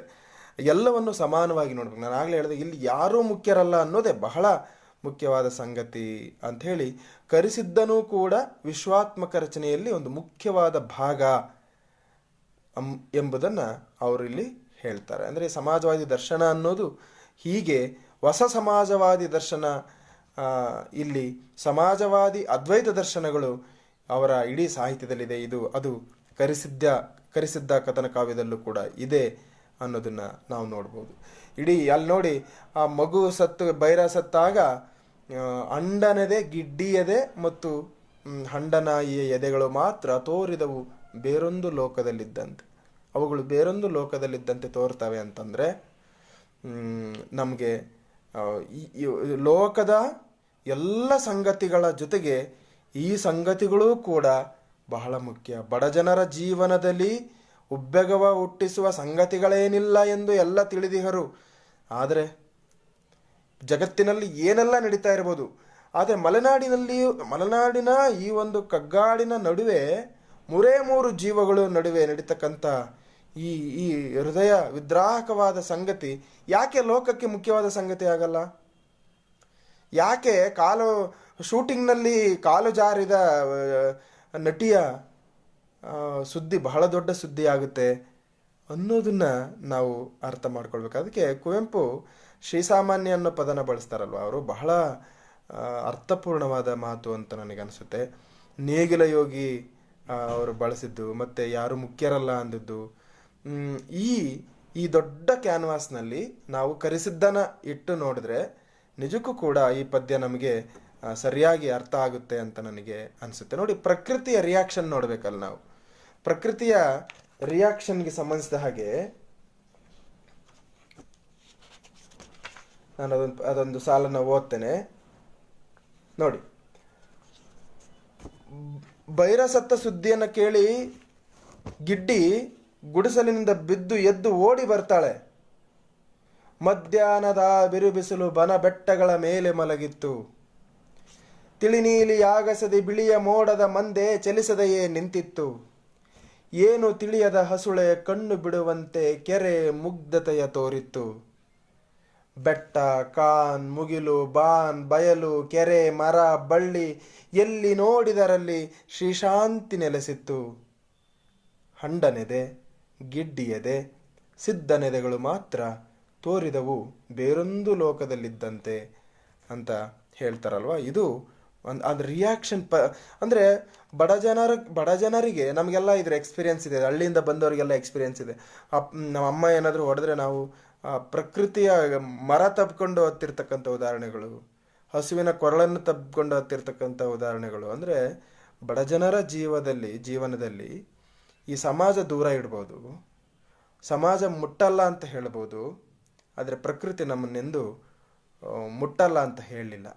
ಆ ಪ್ರಕೃತಿ ನಮ್ಮ ಜೊತೆಗೆ ನನ್ನ ವೈಯಕ್ತಿಕವಾಗಿ ಕೂಡ ನನಗಿದ್ರ ಎಕ್ಸ್ಪೀರಿಯೆನ್ಸ್ ಆಗಿದೆ. ನಾನು ಹಸುವಿನ ಕೊರಳನ್ನು ತಬ್ಕೊಂಡು ಹತ್ರ ಆ ಹಸು ನನ್ನ ಮುಖವನ್ನು, ನನ್ನ ಮೈಯನ್ನು ನೆಕ್ಕುವಾಗ ನಿಜಕ್ಕೂ ಕೂಡ ಅದಕ್ಕೆ ನನ್ನ ನೋವು ಅರ್ಥ ಆಗಿರಲೇಬೇಕು. ಅದಕ್ಕೆ ಅರ್ಥ ಆಗಿರಲೇಬೇಕು. ಅಂದರೆ ಇದು ಬಡಜನರ ಜೀವನದಲ್ಲೂ ಕೂಡ ಈ ರೀತಿಯ ಮುಖ್ಯವಾದ ಸಂಗತಿಗಳಿದ್ದಾವೆ. ಇದನ್ನು ಕಾವ್ಯಮೀಮಾಂಸೆಯ ಒಳಗಡೆ ತಂದುಕೊಳ್ಳದೆ ಹೋದರೆ ನಾವು ಬರೆಯುವ ಸಾಹಿತ್ಯಕ್ಕೆ ಏನು ಮಹತ್ವ ಇರಲ್ಲ ಅಂತ. ಅದಕ್ಕಾಗಿಯೇ ನೋಡಿ, ಬಸಲಿಂಗಪ್ಪನವರು ಬೂಸ ಪ್ರಕರಣ ಬಂದಾಗ ಕುವೆಂಪು ಅವ್ರಿಗೆ ಬೆನ್ನಿಗೆ ನಿಂತರು. ಬಸಲಿಂಗಪ್ಪ ಏನು ಹೇಳಲಿಲ್ಲ, ಕನ್ನಡ ಸಾಹಿತ್ಯ ಬೂಸ ಅಂದ್ರೆ ಅಷ್ಟೇ ಅವರು. ಹೌದು ಬಹುತೇಕ ಅಂತ ಹೇಳಿ ಕುವೆಂಪು ಜೊತೆಗೆ ನಿಲ್ತಾರೆ, ಅವರ ಬೆನ್ನಿಗೆ ನಿಲ್ತಾರೆ. ಅಂದರೆ ನಾವು ಒಳಗೊಳ್ಳುವ, ನಾವು ನೋಡುವ ಲೋಕದೃಷ್ಟಿ, ನಾವು ಯಾವುದನ್ನು ಸಾಹಿತ್ಯವಾಗಿ ರೂಪಿಸ್ತೀವಿ, ಸಾಹಿತ್ಯವನ್ನು ಬರೆಯುವಾಗ ಕೂಡ ಲೇಖಕನಾದವನು, ನಿರೂಪಕನಾದವನು ಎಲ್ಲಿ ನಿಂತ್ಕೊಳ್ತಾನೆ, ಯಾವ ಸ್ಟ್ಯಾಂಡನ್ನು ತಾಳ್ತಾನೆ, ಯಾವ ನಿಲುವನ್ನು ತಾಳ್ತಾನೆ ಅನ್ನೋದು ಬಹಳ ಮುಖ್ಯ. ಇಡೀ ಕರೆಸಿದ್ದ ಕವನದಲ್ಲಿ ಕುವೆಂಪು ನಿಂತಿರೋದು ಆ ಹುಲ್ಲು ಗುಡಿಸಲಿನಲ್ಲಿ, ಆದರೆ ನೋಡ್ತಾ ಇರೋದು ವಿಶ್ವವನ್ನು, ನೋಡ್ತಾ ಇರೋದು ಕನ್ನಡ ಇಡೀ ಸಾಹಿತ್ಯದ ಒಂದು ಮೀಮಾಂಸೆ ಏನಿದೆಯಲ್ಲ ಅದನ್ನೇ ವಿಮರ್ಶೆ ಮಾಡ್ತಾ ಇದ್ದಾರೆ. ಮತ್ತು ಚರಿತ್ರೆಯನ್ನು ನೀವು ಕಟ್ಟಿರ್ತಕ್ಕಂಥ ಬಗೆ ಇದೆಯಲ್ಲ, ಇದ್ರ ಸಮಸ್ಯೆಯಿಂದ ಕೂಡಿದೆ ಇದು ಅನ್ನೋದನ್ನು ಅವರು ಹೇಳ್ತಾ ಇದ್ದಾರೆ. ಚರಿತ್ರೆಯನ್ನು ಕಟ್ಟಬೇಕಾಗಿದ್ದು ಈಗಲ್ಲ ಅಂತ. ಓಕೆ, ನೀವು ಚರಿತ್ರೆಯನ್ನು ನೀವು ಹೇಗೆ ಬೇಕಾದರೂ ಕಟ್ಕೊಳ್ಳಿ, ಆದರೆ ಕವಿಗಳಾದ ನಾವು ನೋಡೋದು ಹೀಗೆ ಚರಿತ್ರೆಯನ್ನು ಎಂಬುದನ್ನು ಕುವೆಂಪು ಇಲ್ಲಿ ಹೇಳ್ತಾ ಇದ್ದಾರೆ. ಯಾಕಂದರೆ ನೋಡಿ, ಪಂಪನ ಕಾವ್ಯದಲ್ಲಿ ಕೂಡ ನಾಳೆ ಯುದ್ಧ ಶುರುವಾಗ್ತದೆ, ಇಂದಿನ ದಿನ ಸೈನಿಕ ಮತ್ತು ಹೆಂಡತಿ ಮಾತಾಡ್ತಾರೆ. ಆ ಸೈನಿಕ ಹೇಳ್ತಾನೆ, ನಾಳೆ ನಾನು ಯುದ್ಧಕ್ಕೆ ಹೋಗ್ತೀನಿ ಕಣೆ, ನಾನು ಯುದ್ಧಕ್ಕೆ ಹೋಗಿ ನಾನೊಂದು ವೇಳೆ ಸತ್ತರೆ ನನಗೇನು ಭಯ ಇಲ್ಲ ನನಗೆ, ಯಾಕಂದರೆ ವೀರಗಲ್ಲುಗಳು ನಡೆಸ್ತಾರಲ್ವಾ, ನನ್ನನ್ನು ರಂಭೆ ಊರ್ವಶಿಯರು ಅಪ್ಸರೆಯರು ಬಂದು ದೇವಲೋಕಕ್ಕೆ ಕರ್ಕೊಂಡೋಗಿ ನಾನು ಅವ್ರ ಜೊತೆಗೆ ನಿನಗಿಂತ ಸುಂದರವಾದ ಅವ್ರ ಜೊತೆಗೆ ಇರ್ತೀನಿ ಅಂತ ಸೈನಿಕ ಹೆಂಡತಿಗೆ ಹೇಳಿದ್ರೆ ಅವಳು ಹೇಳ್ತಾಳೆ, ಅಷ್ಟು ಸುಲಭವಾಗಿ ನಾನು ನಿನ್ನ ಬಿಟ್ಟುಬಿಡಲ್ಲ, ನೀನೊಂದು ವೇಳೆ ಯುದ್ಧ ಭೂಮಿಯಲ್ಲಿ ಸತ್ತರೆ ನಿನಗಿಂತ ಮೊದಲೇ ನಾನು ಹೋಗಿ ಅಲ್ಲಿ ನಿನ್ನ ವೆಲ್ಕಮ್ ಮಾಡ್ತೀನಿ, ನಿನ್ನನ್ನು ನಾನೇ ಬರಮಾಡ್ಕೊಳ್ಳೋದು ಅಂತ ಸೈನಿಕನ ಹೆಂಡತಿ ಹೇಳ್ತಾಳೆ. ಕಾವ್ಯ ಇದನ್ನೇ ಹೇಳೋದು. ಕಾವ್ಯ ಪಂಪ ಏನು ಬೇಕಾದರೂ ಹೇಳಿರಲಿ, ಅರ್ಜುನನ ನಾಯಕನನ್ನಾಗಿ ಮಾಡ್ಕೊಳ್ಳಿ, ಅರಿಕೇಸನೆಯನ್ನು ಅದರೊಳಗಡೆ ಸಮೀಕರಿಸಿ ಬರೆದಿರಲಿ, ತೊಂದರೆ ಇಲ್ಲ. ಆದರೆ ಮಿಡಿಯೋದು ಮಾನವೀಯತೆಗೆ ಅನ್ನೋದನ್ನು ನಾವು ಮರೆಯೋಕ್ಕೆ ಸಾಧ್ಯನೇ ಇಲ್ಲ. ನೆನೆಯದಿರಣ್ಣ ಭಾರತದೊಳೆಂಪರರಾರಮನ್ನೊಂದು ಚಿತ್ತದ ನೆನೆವಡೆ ಕರ್ಣನಂ ನಡೆಯ ಕರ್ಣನ ನೇರು ಕರ್ಣನ ಕಡುನನ್ನಿ ಕರ್ಣನ ಅಳವಂಕದ ಅಂತ ಹೇಳುವಾಗ ಎಲ್ಲಿ ನಿಂತ್ಕೊಳ್ತಾರೆ ಪಂಪ ಅನ್ನೋದು ಬಹಳ ಮುಖ್ಯ. ಕರ್ಣರಸಾಯನ ಮಲ್ತೆ ಭಾರತಂ ಅಂತ ಹೇಳುವಂಥ ಪಂಪ ಬಹಳ ದೊಡ್ಡ ಕವಿ ಆಗೋದು ಆ ಕಾರಣಕ್ಕಾಗಿ ಅಂತ ಹೇಳಿ ನನಗೆ ಅನಿಸುತ್ತೆ. ಹಾಗಾಗಿ ಮತ್ತೆ ನಾನು ಇಲ್ಲಿಗೆ ಬಂದರೆ, ಇದು ಒಂದು ದೊಡ್ಡ ಅದ್ವೈತ ಫಿಲಾಸಫಿಯ ಬಹಳ ದೊಡ್ಡ ದರ್ಶನವನ್ನು, ಒಂದು ಸಮಾಜವಾದಿ ದರ್ಶನವನ್ನು, ಯಾವುದನ್ನು ಕೂಡ ಏಕಶ್ಚಿತವಾಗಿ ನಿರಾಕರಿಸಬಾರದು ಎಂಬತಕ್ಕಂಥ ಒಂದು ವಿಶ್ವಾತ್ಮಕತೆಯನ್ನು ಕುವೆಂಪು ಕಟ್ಟಿಕೊಡ್ತಾರೆ ಅಂತ ನನಗೆ ಅನಿಸುತ್ತೆ. ಹಾಗಾಗಿ ಕುವೆಂಪು ನನಗೆ ಭಾಳ ಇಷ್ಟ ಆಗೋದು, ನಾನು ಭಾಳ ಎಚ್ಚರದಿಂದ ಈ ಮಾತನ್ನು ಹೇಳ್ತೀನಿ. ರಾಮಾಯಣ ದರ್ಶನಂನ ಓದಿದ್ದೇನೆ ನಾನು, ರಾಮಾಯಣ ದರ್ಶನಂನ ಭಾಳ ಇಷ್ಟಪಟ್ಟು ಓದಿದ್ದೇನೆ ನಾನು. ಅದ್ರ ನಡುವೆನೂ ನನಗೆ ರಾಮಾಯಣ ದರ್ಶನಂ ಅಂತಂದರೆ ಪ್ರತಿಯೊಂದು ಪಾತ್ರವನ್ನು ಹೇಳುವಾಗಲೂ ಕುವೆಂಪು ಕೊಡುವ ದರ್ಶನ ಬೇರೆಯೇ ಇದೆ. ಅದನ್ನು ಬೇರೆ ಟೈಮಲ್ಲಿ ನಾವು ಮಾತಾಡಬಹುದು. ಅದರ ಜೊತೆಗೂ ಅದರ ಅರಿವಿದ್ದು ನಾನು ಕುವೆಂಪು ನನಗೆ ಬಹಳ ದೊಡ್ಡವರಾಗಿ ಕಾಣೋದು ರಾಮಾಯಣ ದರ್ಶನಂ ಬರೆದಿದ್ದಕ್ಕಿಂತ ಹೆಚ್ಚಾಗಿ ಕರೆಸಿದ್ದನಂತಹ ಪದ್ಯವನ್ನು ಬರೆದಿದ್ದಕ್ಕಾಗಿ ಅಂತ ನನಗೆ ಬಹಳ ಪ್ರಾಮಾಣಿಕವಾಗಿ ಅನಿಸುತ್ತೆ. ನಾಗಿ ಹಿರೇಹೂ ಪದ್ಯಗಳನ್ನು ಅಂದರೆ ಅವರು ಒಳಗೊಳ್ಳುವ ಸಾಹಿತ್ಯಕ್ಕೆ ಅವರು ಒಳಗೊಳ್ಳುವ ಆ ಒಳಗೊಳ್ಳುವಿಕೆ ಇದೆಯಲ್ಲ, ಅದು ಬಹಳ ಮುಖ್ಯ ಅಂತ ನನಗನ್ಸುತ್ತೆ. ಸೊ ಹಾಗಾಗಿ ಮತ್ತೆ ಒಂದೆರಡು ಪಾಯಿಂಟ್ಸನ್ನು ನಾನು ಹೇಳೋದಾದರೆ, ನೋಡಿ, ಇಡೀ ಈ ಮಲೆನಾಡಿನ ಈ ಪುಟ್ಟ ಈ ಗುಡಿಸಲಿನಲ್ಲಿ ಇಷ್ಟೆಲ್ಲ ನಡೀತಿರುವಾಗ ಇಲ್ಲಿ ಏನೇನೋ ಏನೇನು ನಡೀತಾ ಇದೆ ಅದು ಭಾಳ ಚೆನ್ನಾಗಿದೆ. ಅಂದರೆ ಕುವೆಂಪು ದೇಶೀಯ ನೆಲೆಯಲ್ಲಿ ನಿಂತು ವಿಶ್ವಾತ್ಮಕತೆಯನ್ನು ನೋಡ್ತಿರೋದನ್ನು ನಾನು ಅವಾಗಿಂದ ರಿಪೀಟ್ ಮಾಡ್ತಾನೆ ಇದ್ದೀನಿ. ಅದನ್ನು ಎಷ್ಟು ಚೆನ್ನಾಗಿ ಇವರು ಹೇಳ್ತಾರೆ ಅಂತಂದರೆ, ಯಮನ ಕರುಣಿಕನಾಗ ಕಾಲದೊಲೆಯ ಮೇಲೆ ಚಿತ್ರಗುಪ್ತನು ಬರೆದು ಚಿತ್ರಿಸಿದನು ಇಂತಂತೆ. ಹೇಗೆ? ಪಾರ್ಲಿಮೆಂಟಿನಲ್ಲೊಬ್ಬ ಭಾಷಣವ ಮಾಡಿದನು, ವಂಗದೇಶದ ಕವಿಯು ನಾಟಕವನ್ನಾಡಿದನು, ಹಿಮಗಿರಿಯ ಮೇಲೊಬ್ಬ ಸಾಧುವಾದನು ಸಿದ್ಧ, ಜರ್ಮನಿಯ ದೇಶದಲ್ಲಿ ನಡೆದಿದೆ ಮಹಾಯುದ್ಧ. ಆದರೆ ಮಲೆನಾಡಿನ ಕುಪ್ಪಳಿಯ ಕೆರೆಯಲ್ಲಿ ಬೈರ ಹುಡುಗನು ಬಿದ್ದ. ನಮಗೆ ಜರ್ಮನಿಯ ದೇಶದಲ್ಲಿ ನಡೆದಿರ್ತಕ್ಕಂಥ ಮಹಾಯುದ್ಧ ಏನಿದೆಯಲ್ಲ, ಅದು ಎಷ್ಟು ಮುಖ್ಯವಾದ ಸಂಗತಿನೋ, ಮಲೆನಾಡಿನಲ್ಲಿ ಒಬ್ಬ ಕೆಳಜಾತಿಯ ಕರಿಸಿದ್ದನ ಮಗ, ಅದು ಒಬ್ಬನೇ ಮಗ ಬೈರ ಬಿದ್ದು ಸಾಯ್ದಿದೆಯಲ್ಲ, ಅದು ಮಹಾಯುದ್ಧಕ್ಕಿಂತ ದೊಡ್ಡ ಸಂಗತಿಯಪ್ಪ ಯಾರಿಗೆ, ಕರಿಸಿದ್ದನಿಗೆ. ಅಥವಾ ನಮಗೆ ಸರಿಯಾಗಿ ನೋಡುವ ದೃಷ್ಟಿಕೋನ ಇದ್ದರೆ ಇದು ಕೂಡ ನನಗೆ ಬಹಳ ಮುಖ್ಯ ಅಪ್ಪ, ಇದು ಕೂಡ ನನಗೆ ಬಹಳ ಮುಖ್ಯವಾದ ಸಂಗತಿ ಅನ್ನೋದನ್ನು ಕುವೆಂಪು ನಮಗೆ ಹೇಳ್ತಾರೆ. ಅದಕ್ಕೆ ಕುವೆಂಪು ನಾನಾಗಲೇ ಹೇಳಿದಾಗೆ ಈ ದಲಿತ ಶೂದ್ರ ನಡುವಿನ ಈ ಒಡೆದಾಟ ಎಲ್ಲ ಹಾಗೆ ಮಾಡಲಾಗಿರೋದು ಅನ್ನೋದು ನನಗೆ ಅನಿಸ್ತದೆ. ಅಂದರೆ ಶೂದ್ರ ಮತ್ತು ದಲಿತರ ಬಹಳ ದೊಡ್ಡ ಶಕ್ತಿ ಕುವೆಂಪು ಅಂತ ನನಗೆ ಯಾವಾಗಲೂ ಅನಿಸುತ್ತೆ. ನೋಡಿ, ಮಡಿದವಗೆ ಮರಗುವರು ಗಿಡ್ಡಿ ಕರೆಸಿದ್ದ, ಹಂಡನಾಯಿಯೂ ಕೂಡ ಮರುಗಿ ಕಣ್ಣೀರು ಕರೆದಿತ್ತು, ಆಫ್ರಿಕದಿ ಕಂಬಿ ತಪ್ಪಿದ ರೈಲು ಬಿದ್ದಿತ್ತು. ನೋಡಿ, ಒಂದು ಸಾಲ ಆದಮೇಲೆ ಇನ್ನೊಂದು ಸಾಲನೇ ಹೆಂಗೆ ಪೋಣಿಸ್ತಾರೆ ನೋಡಿ. ಹಂಡನಾಯಿಯೂ ಮರುಗಿ ಕಣ್ಣೀರು ಕರೆದಿತ್ತು, ಇದು ಒಂದು ಸಂಗತಿ. ಆಫ್ರಿಕದಿ ಕಂಬಿ ತಪ್ಪಿದ ರೈಲು ಬಿದ್ದಿತ್ತು, ಇದು ಒಂದು ಸಂಗತಿ. ನನ್ನ ಮಕ್ಕಳಿಗೆ ಯಾವಾಗಲೂ ಈ ಪಾಠ ಮಾಡುವಾಗ ಹೇಳ್ತಾ ಇರ್ತೀನಿ. ಏನಂತಂದರೆ, ಈಗ ನಾವು ಬೆಂಗಳೂರಿಗೆ ಟ್ರೈನಲ್ಲಿ ಬರ್ತೀವಿ, ಬಂದ ಕೂಡಲೇ ನಮ್ಮ ಒಂದೇ ದೃಶ್ಯ ಹಲವು ದೃಷ್ಟಿಕೋನಗಳನ್ನು ಹೆಂಗೆ ನಾವು ಸಾಧ್ಯ ಆಗಿಸ್ಕೊಳ್ಬೋದು ಅಂದರೆ ಸಾಮಾನ್ಯವಾಗಿ ಟ್ರೈನಲ್ಲಿ ಬರುವಾಗ ನಾವು ನೋಡ್ತಕ್ಕಂಥದ್ದೆಲ್ಲ ದೊಡ್ಡ ದೊಡ್ಡ ಅಪಾರ್ಟ್ಮೆಂಟ್ಗಳಂತ. ಆದರೆ ನನ್ನಂಥವನಿಗೆ ನಾನು ಕೆಳಗೆ ನೋಡ್ತೀನಿ. ಯಾಕೆಂದರೆ ಈ ಅಪಾರ್ಟ್ಮೆಂಟಿನ ಕಟ್ಟಿದವರು ಬಡವರು ನಿಜಕ್ಕೂ ಕೂಡ ಅಲ್ಲಿರಲೇಬೇಕು. ಕೆಳಗಡೆ ನಾವು ನೋಡಿದ್ರೆ ಅಲ್ಲಿ ಒಂದು ಸಿಮೆಂಟ್ ಇಟ್ಗೆನೆ ಇಟ್ಕೊಂಡು ಅಥವಾ ಶೆಡ್ಡನ್ನು ಇಟ್ಕೊಂಡು ಅಥವಾ ಇನ್ನೂ ಅಂತಂದರೆ ಏನಾದರೂ ಸೀರೆಗೀರೆ ಕಟ್ಕೊಂಡು ತೆರೆ ಕಟ್ಕೊಂಡು ಅಲ್ಲಿ ಬೇಯಿಸ್ಕೊಂಡು ತಿಂತಾ ಇರ್ತಾರೆ. ಪಕ್ಕದಲ್ಲಿ ರೈಲು ಹೋಗ್ತಾ ಇರುತ್ತೆ, ಎಲ್ಲರೂ ಅಲ್ಲೇ ಮಲಮೂತ್ರ ವಿಸರ್ಜನೆ ಮಾಡಿರ್ತಾರೆ. ಅಲ್ಲೇ ಏನೋ ಪಕ್ಕದಾಗ ಒಂದಷ್ಟು ಇಟ್ಕೊಂಡು ಅವರು ಅಡುಗೆ ಮಾಡ್ಕೊಂಡು ತಿಂದ್ಕೊಂಡು ಮತ್ತೆ ಮಹತ್ತರವಾದ ದೊಡ್ಡ ಬಿಲ್ಡಿಂಗನ್ನು ಅವರು ಕಟ್ತಾ ಇರ್ತಾರೆ. ಎರಡೂ ಒಂದೇನೆ, ಆದರೆ ನೋಡುವ ದೃಷ್ಟಿಕೋನ ಮಾತ್ರ ಬೇರೆ ಬೇರೆ. ಹಾಗೆ ಕುವೆಂಪು ನೋಡಿ, ನನಗೆ ಕೊನೆಯದನ್ನು ಓದುವಾಗ ಒಂದು ವಿಶ್ವದ ಬಹುದೊಡ್ಡ ಸಂಗತಿಯನ್ನು ಹೇಳ್ತಾರೆ, ಇಲ್ಲಿ ಕರಿಸಿದ್ದನ ಸಂಗತಿಯನ್ನು ಹೇಳ್ತಾರೆ. ನಿಮ್ಮ ದೃಷ್ಟಿಕೋನ ಯಾವುದು ಅನ್ನೋದನ್ನು ಮತ್ತೆ ಅವರು ಕೆಣಕ್ತಾರೆ ಅಂತ ನನಗೆ ಅನಿಸುತ್ತೆ. ಇನ್ನೊಂದು ಸಾಲು ಬಹಳ ಕಾಶಿಯಲ್ಲಿ ಹಾರುವವರು ಇಷ್ಟೆಲ್ಲ ಆಗ್ತಿರುವಾಗ ಕಾಶಿಯಲ್ಲಿ ಹಾರುವವರು ಹೇಳುತ್ತಿರುವರು ವೇದ. ಅವ್ರ ಪಾಡಿಗೆ ಅವರು ಹೇಳ್ತಾನೇ ಇದ್ದಾರೆ. ಅಂದರೆ ಕುವೆಂಪು ಕೊಟ್ಟ ಪೆಟ್ಟಿದೆಯಲ್ಲ ಅದು ಬಹಳ ದೊಡ್ಡದು. ಅದಕ್ಕೆ ನಾನು ಆಗಲೇ ಹೇಳಿದಾಗೆ ಕುವೆಂಪುನ ಅವರು ದ್ವೇಷ ಮಾಡಲಿಕ್ಕೆ ಬಹುಮುಖ್ಯ ಕಾರಣ ಕುವೆಂಪು ಬಹಳ ಕಟುವಾಗಿ ಬೇರೆ ಬೇರೆ ಸಂದರ್ಭ ಸಿಕ್ಕಾಗೆಲ್ಲ ಅವರು ಅದನ್ನು ದರ್ಶನವನ್ನು ಕೊಟ್ಟಿದ್ದಾರೆ. ಅವರು ಅಂದರೆ ಉತ್ತರವನ್ನು ಅವರಿಗೆ ಕೊಟ್ಟಿದ್ದಾರೆ ಅಂತ ನನಗೆ ಅನಿಸುತ್ತೆ. ಸೊ ಹಾಗಾಗಿ ಸುಮಾರು ನಾನು 1 ಗಂಟೆಗೆ 3 ನಿಮಿಷ ಕಡಿಮೆ ಅನ್ನಂಗೆ 1 ಗಂಟೆಗಳ ಕಾಲ ಮಾತಾಡಿದ್ದೀನಿ. ನನಗೆ ಭಾಳ ಇಷ್ಟವಾದ ಕವಿತೆ ಇದು.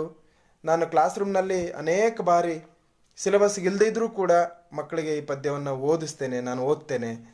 ಮತ್ತು ಆ ಮೂಲಕ ನನ್ನ ವಿದ್ಯಾರ್ಥಿಗಳಿಗೆ ಒಂದು ಹೊಸದಾದ ಲೋಕದೃಷ್ಟಿಯನ್ನು, ಆಲೋಚನೆಯ ಕ್ರಮವನ್ನು ರೂಪಿಸುವ ಪ್ರಯತ್ನವನ್ನು ನಾನು ಸಣ್ಣದಾಗಾದ್ರೂ ಮಾಡ್ತೀನಿ ಅನ್ನುವ ಸಮಾಧಾನ ನನಗಿದೆ. ಈ ಪದ್ಯವನ್ನು ನಾನು ಎಷ್ಟರ ಮಟ್ಟಿಗೆ ಈ ಪದ್ಯಕ್ಕೆ ಮತ್ತು GT ನರೇಂದ್ರ ಕುಮಾರ್ ಸರ್ಗೆ ನಾನು ಎಷ್ಟು ಇದಕ್ಕೆ ನ್ಯಾಯ ಒದಗಿಸಿದಂತ ನನಗೆ ಗೊತ್ತಿಲ್ಲ. ಆದರೆ ನನ್ನ ಕೆಲವೊಂದು ಅಬ್ಸರ್ವೇಷನ್ಗಳನ್ನು ನಾನು ಇಲ್ಲಿ ನಿಮ್ಮ ಮುಂದೆ ಪ್ರಸ್ತುತಪಡಿಸಿದ್ದೀನಿ. ನೀವೆಲ್ಲರೂ ಬಹಳ ದೊಡ್ಡವರೆಲ್ಲ ಬಂದು ನಾನು ನೋಡ್ತಾ ಇದ್ದೀನಿ. ರಂಗನಾಥ್ ಕಂಟನ್ಕುಂಟೆ ಸರ್ ಇದ್ದೀರಿ, ಮೇಷ್ಟ್ರು, ಯಾವತ್ತೂ ನನ್ನ ಜೊತೆಗಿರುವಂತಹ ಸತ್ಯನಾರಾಯಣ ಸರ್ ಇದ್ದಾರೆ, ಗೆಳೆಯ ಶಿವಶಂಕರ್ ಇದ್ದಾರೆ, ಶಿವಶಂಕರ್ ಸಿಗೆ ಇಟ್ಟಿದ್ದಾರೆ, ವೀರಭದ್ರಪ್ಪ ಸರ್ ಇದ್ದಾರೆ, ಪ್ರಭು ತಾವರೆಕೆರೆ ಸರ್, ತುಂಬ ಜನ ಈ ಒಂದು ನನ್ನ ಮಾತುಗಳನ್ನು ಕೇಳಿಸ್ಕೊಳ್ತಿದ್ದೀರಿ. ನನಗಿತ್ತೀಚೆಗೆ ಆಗುವ ಸಂತೋಷದ ಒಂದು ಮಾತನ್ನು ಹೇಳಿ ನಾನು ಲೈವನ್ನು ಮುಗಿಸ್ತೀನಿ. ನಾವು ಇತ್ತೀಚೆಗೆ ಈ ಕೊರೋನಾ ಬಂದ ಮೇಲೆ ಹೆಚ್ಚು ನಾವು ಸೋಷಿಯಲ್ ಮೀಡಿಯಾಗಳಲ್ಲಿ ಅಥವಾ ಸೋಷಿಯಲ್ ಮೀಡಿಯಾ ಅನ್ನೋದಕ್ಕಿಂತ ತಾಂತ್ರಿಕವಾಗಿ ಹೆಚ್ಚು ಇದನ್ನು ಬಳಕೆ ಮಾಡ್ಕೊಳ್ತಾ ಇದ್ದೀವಿ. ನಮ್ಗೆ ಭಾಳ ಆಗೋ ಖುಷಿ ಏನಂತಂದರೆ ಹಿರಿಯರೆಲ್ಲ ಇದನ್ನು ಗಮನಿಸ್ತಾ ಇದ್ದಾರೆ ಮತ್ತು ನಮಗೆ ಮಾರ್ಗದರ್ಶನ ಕೊಡ್ತಾ ಇದ್ದಾರೆ. ನಮ್ಮ ಜೊತೆಗೆ ಅವರು ಕೂಡ ಇದ್ದಾರೆ. ನಿನ್ನೆ ಕೂಡ ನೀವೆಲ್ಲ ನೋಡ್ತಾ ಇದ್ರಿ, ನಮ್ಮ ಕಾಲೇಜಿನಿಂದ ಸಾಕಷ್ಟು ಕಾರ್ಯಕ್ರಮಗಳನ್ನು ನಾವು ಮಾಡ್ತಾ ಇದ್ದೀವಿ. ನಿನ್ನೆ ಕೂಡ ರಾಜೇಂದ್ರ ಚೆನ್ನಿಯವರು, ಸಬಿತಾ ಬನ್ನಾಡಿ ಅವರು ಮಾತಾಡಿದ್ರು, ಬಿಳಿಮಲೆ ಸರ್ ಮಾತಾಡಿದ್ದಾರೆ, ಸತ್ಯನಾರಾಯಣ ಮಾತಾಡಿದ್ದಾರೆ, ಒಟ್ಟಿಗೆರೆ ನಾಗರಾಜಯ್ಯ ಗುರುಗಳಿದ್ದಾರೆ, ಇಲ್ಲಿ ನಟರಾಜ್ ಬುದಾಳ್ ಸರ್ ಇದ್ದಾರೆ, ತಾರಕೇಶ್ವರ್ ಹೈದರಾಬಾದಿಂದ ಮಾತಾಡಿದರು. ಬಹಳ ಜನ ನಮ್ಮ ಈ ಕಾರ್ಯಗಳನ್ನು ನೋಡ್ತಾ ಇದ್ದಾರೆ, ಬರ್ತಾ ಇದ್ದಾರೆ.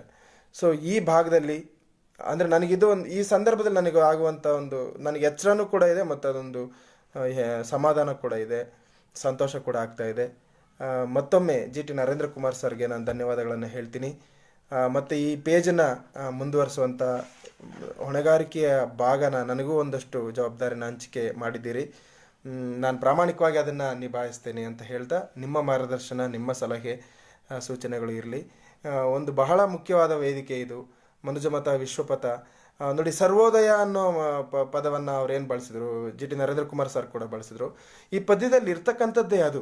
ಸರ್ವೋದಯ ಬಾಳು ಎಲ್ಲೋ ಅದು ಇಲ್ಲದೆ ಆಗ್ತಾ ಇದೆ ಅನ್ನುವ ಸಂದರ್ಭದಲ್ಲಿ ಕುವೆಂಪು ಮತ್ತೆ ನಮಗೆ ನೆನಪಾಗಬೇಕು. ಕುವೆಂಪು ಮತ್ತೆ ನಮ್ಮ ಬದುಕಿನ ಕ್ರಮಗಳನ್ನು ಕಟ್ಟಿಕೊಡಬೇಕು. ನಮ್ಮ ಆಲೋಚನೆಯ ಕ್ರಮಗಳನ್ನು ಅವರ ಸಾಹಿತ್ಯ ನಮಗೆ ಕಟ್ಟಿಕೊಡುತ್ತೆ. ನಾವು ಕುವೆಂಪುನ ಓದಿಯೇ ನಾವು ಸಾಕಷ್ಟು ಪ್ರಭಾವಿತರಾದಂಥ ನನ್ನ ತಲೆಮಾರಿನ ಅನೇಕ ಗೆಳೆಯರಿದ್ದಾರೆ. ನನ್ನ ತಲೆಮಾರಿನ ಅನೇಕ ಗೆಳೆಯರಿಗೆ ನಾನು ವಿನಂತಿನ ಮಾಡ್ತೀನಿ, ದಯಮಾಡಿ ಈ ವೇದಿಕೆಗೆ ಬಂದು ತಾವುಗಳು ಕೂಡ ತಮ್ಮ ವಿಚಾರಗಳನ್ನು ಮಂಡಿಸಬೇಕು ಅಂತ ಹೇಳಿ ಕೇಳ್ತಾ, ಮುಖ್ಯವಾಗಿ ನಾನು ತಂದಿದ್ದೀನಿ ಅಂತ ಅನಿಸ್ತದೆ. ಗೊಡ್ಡು ಸಂಪ್ರದಾಯಗಳ ವಿರುದ್ಧವಾಗಿ ಅವರು ಈ ಪದ್ಯದಲ್ಲಿ ಸಾಕಷ್ಟು ಕಟುವಾಗಿ ಅವರು ಮಾತನಾಡಿದ್ದಾರೆ. ಯಾಕಂದರೆ ಅವನು ಮಗು ಹುಟ್ಟಿದಾಗ ಅವನು ತಿರುಪತಿಯ ವೆಂಕಟೇಶನಿಗೆ ಮುಡಿಪು ಕಟ್ಟೋದಿಲ್ಲ. ಕಾಶಿಯಲ್ಲಿ ಮಲಗಿರುವ ಅನ್ನೋ ಪದ ಬೆಳೆದರೆ ಜಡ ಸಂಕೇತಗಳಲ್ಲಿ ದೇವರನ್ನು ಮತ್ತೊಂದನ್ನು ಬಂಧಿಸಿ ಇರ್ತಕ್ಕಂಥ ಸಂದರ್ಭದಲ್ಲಿ ಆ ಬಂಧನದಿಂದ ಬಿಡುಗಡೆಗೊಂಡಂತಹ ಪ್ರಕೃತಿಯನ್ನು ಧರ್ಮ ಎಂದು, ದೇವರು ಎಂದು ಪರಿಭಾವಿಸುವಂತಹ ಕುವೆಂಪು ನಾಸ್ತಿಕರಾಗಿರಲಿಲ್ಲ. ಕುವೆಂಪು ನಮಗಿಲ್ಲಿ ಬಹಳ ಮುಖ್ಯ ಆಗ್ತಾರೆ ಅಂತ ನನಗೆ ಅನಿಸುತ್ತೆ. ಅದನ್ನೇ ವಚನಕಾರರು ಬಸವಣ್ಣವರು ಕೂಡ ಹೇಳಿದ್ದು. ಎನ್ನ ಕಾಲೇ ಕಂಬ ಅಂದಾಗ ಕಾಲನ್ನು ಕಂಬಕ್ಕೆ ಯಾಕೆ ಹೋಲಿಸ್ತಾರೆ ಅಂತಂದರೆ, ನೋಡಿ, ಕಂಬ ಸ್ಟಿಲ್ ನಿಂತಿರ್ತಕ್ಕಂಥದ್ದು, ಅದು ಸ್ಥಾವರ. ಆದರೆ ಕಾಲು ಚಲನೆಯಿಂದ ಕೂಡಿರ್ತಕ್ಕಂಥದ್ದು, ಅದು ಚಲನೆ ಇದೆ. ಸೊ ಚಲನಶೀಲ ಬದುಕನ್ನು ಇಡೀ ಕುವೆಂಪು ಸಾಹಿತ್ಯ ಹೇಳುತ್ತೆ. ಯಾವುದೂ ನಿಲ್ಲೋದಿಲ್ಲ ಇಲ್ಲಿ. ನೀರೆಲ್ಲವೂ ತೀರ್ಥ ಅಂತ ಹೇಳ್ತಕ್ಕಂಥ ಒಂದು ಬದುಕಿದೆಯಲ್ಲ, ಒಂದು ಗ್ರಹಿಕೆ ಇದೆಯಲ್ಲ, ಇದು ಬಹಳ ಮುಖ್ಯ ಅಂತ ನನಗೆ ಅನಿಸುತ್ತೆ. ಸೊ ವಚನಕಾರರ ಮತ್ತು ಬುದ್ಧನ ಆ ಪಯಣದ ಆ ಪರಿಕಲ್ಪನೆ, ಕಣ್ಣುದೆರೆದು ನೋಡು ಅಂತ ಜ್ಞಾನ ಅಥವಾ ಚಾರ, ವಿಚಾರ, ಈ ಚಾರ ಅನ್ನೋ ಧಾತುವಿನಿಂದ ಬಂದಂತಹ ವಿಚಾರ, ಎಲ್ಲ ಸಂಗತಿಗಳು ಬಂದಾಗ ಬುದ್ಧ ನಮಗೆ ನೆನಪಾಗ್ತಾನೆ, ಅಂಬೇಡ್ಕರ್ ನಮಗೆ ನೆನಪಾಗ್ತಾರೆ. ಯಾವುದನ್ನ ಅಂಬೇಡ್ಕರ್ ಈ ನಿರ್ಲಕ್ಷ್ಯಕ್ಕೊಳಗಾದ ಎಲ್ಲ ಸಂಗತಿಗಳನ್ನು ಜೊತೆಗೆ ತಂದು ಅವನು ಅಧ್ಯಯನ ಮಾಡಿ ನಮಗೆ ಕಟ್ಟಿ ಕೊಡದೆ ಹೋಗಿದ್ರೆ ನಾವೆಲ್ಲ ಎಲ್ಲಿ ಇರ್ತಾ ಇದ್ವಿ ಅನ್ನೋ, ಭಾರತ ಎಲ್ಲಿ ಇರ್ತಾ ಇತ್ತು ಅನ್ನೋದನ್ನು ನಾವು ಕಲ್ಪನೆ ಮಾಡ್ಕೊಳ್ಳೋಕೆ ಕೂಡ ಸಾಧ್ಯ ಇಲ್ಲ. 800 ವರ್ಷಗಳ ಹಿಂದೆನೇ ಬಸವಣ್ಣ ಹುಟ್ಟಿ ಬಂದು, ನಂತರ ಅವರು ಕಟ್ಟಿಕೊಟ್ಟಂತಹ ಮಾರ್ಗಗಳು, ಬುದ್ಧ ಕಟ್ಟಿಕೊಟ್ಟಂತಹ ಮಾರ್ಗಗಳು, ಅಂಬೇಡ್ಕರ್ ಅಂತವರು ಅದನ್ನೆಲ್ಲನೂ ಅರ್ಥ ಮಾಡಿಕೊಂಡು ಅದಕ್ಕಾಗಿ ಶ್ರಮಿಸಿದ ಶ್ರಮ ಜೀವನ ಇದೆಯಲ್ಲ, ಅದರಿಂದ ಒಂದಷ್ಟು ನಮ್ಮ ಆಲೋಚನೆಗಳು ರೂಪುಗೊಂಡಿದ್ದಾವೆ ಅಂತ ಹೇಳ್ತಾ, ಸುಮಾರು 1 ಗಂಟೆ 60 ನಿಮಿಷಗಳ ಕಾಲ ನಾನು ಮಾತನಾಡಿದ್ದೀನಿ. ಕೇಳಿಸಿಕೊಂಡ ಎಲ್ಲ ಹಿರಿಯರಿಗೆ ಧನ್ಯವಾದಗಳು. ಇಲ್ಲಿಗೆ ನಾನು ಈ ಲೈವ್ ಕಾರ್ಯಕ್ರಮವನ್ನು ಮುಗಿಸ್ತಾ ಇದ್ದೀನಿ. ಎಲ್ರಿಗೂ ನಮಸ್ಕಾರ.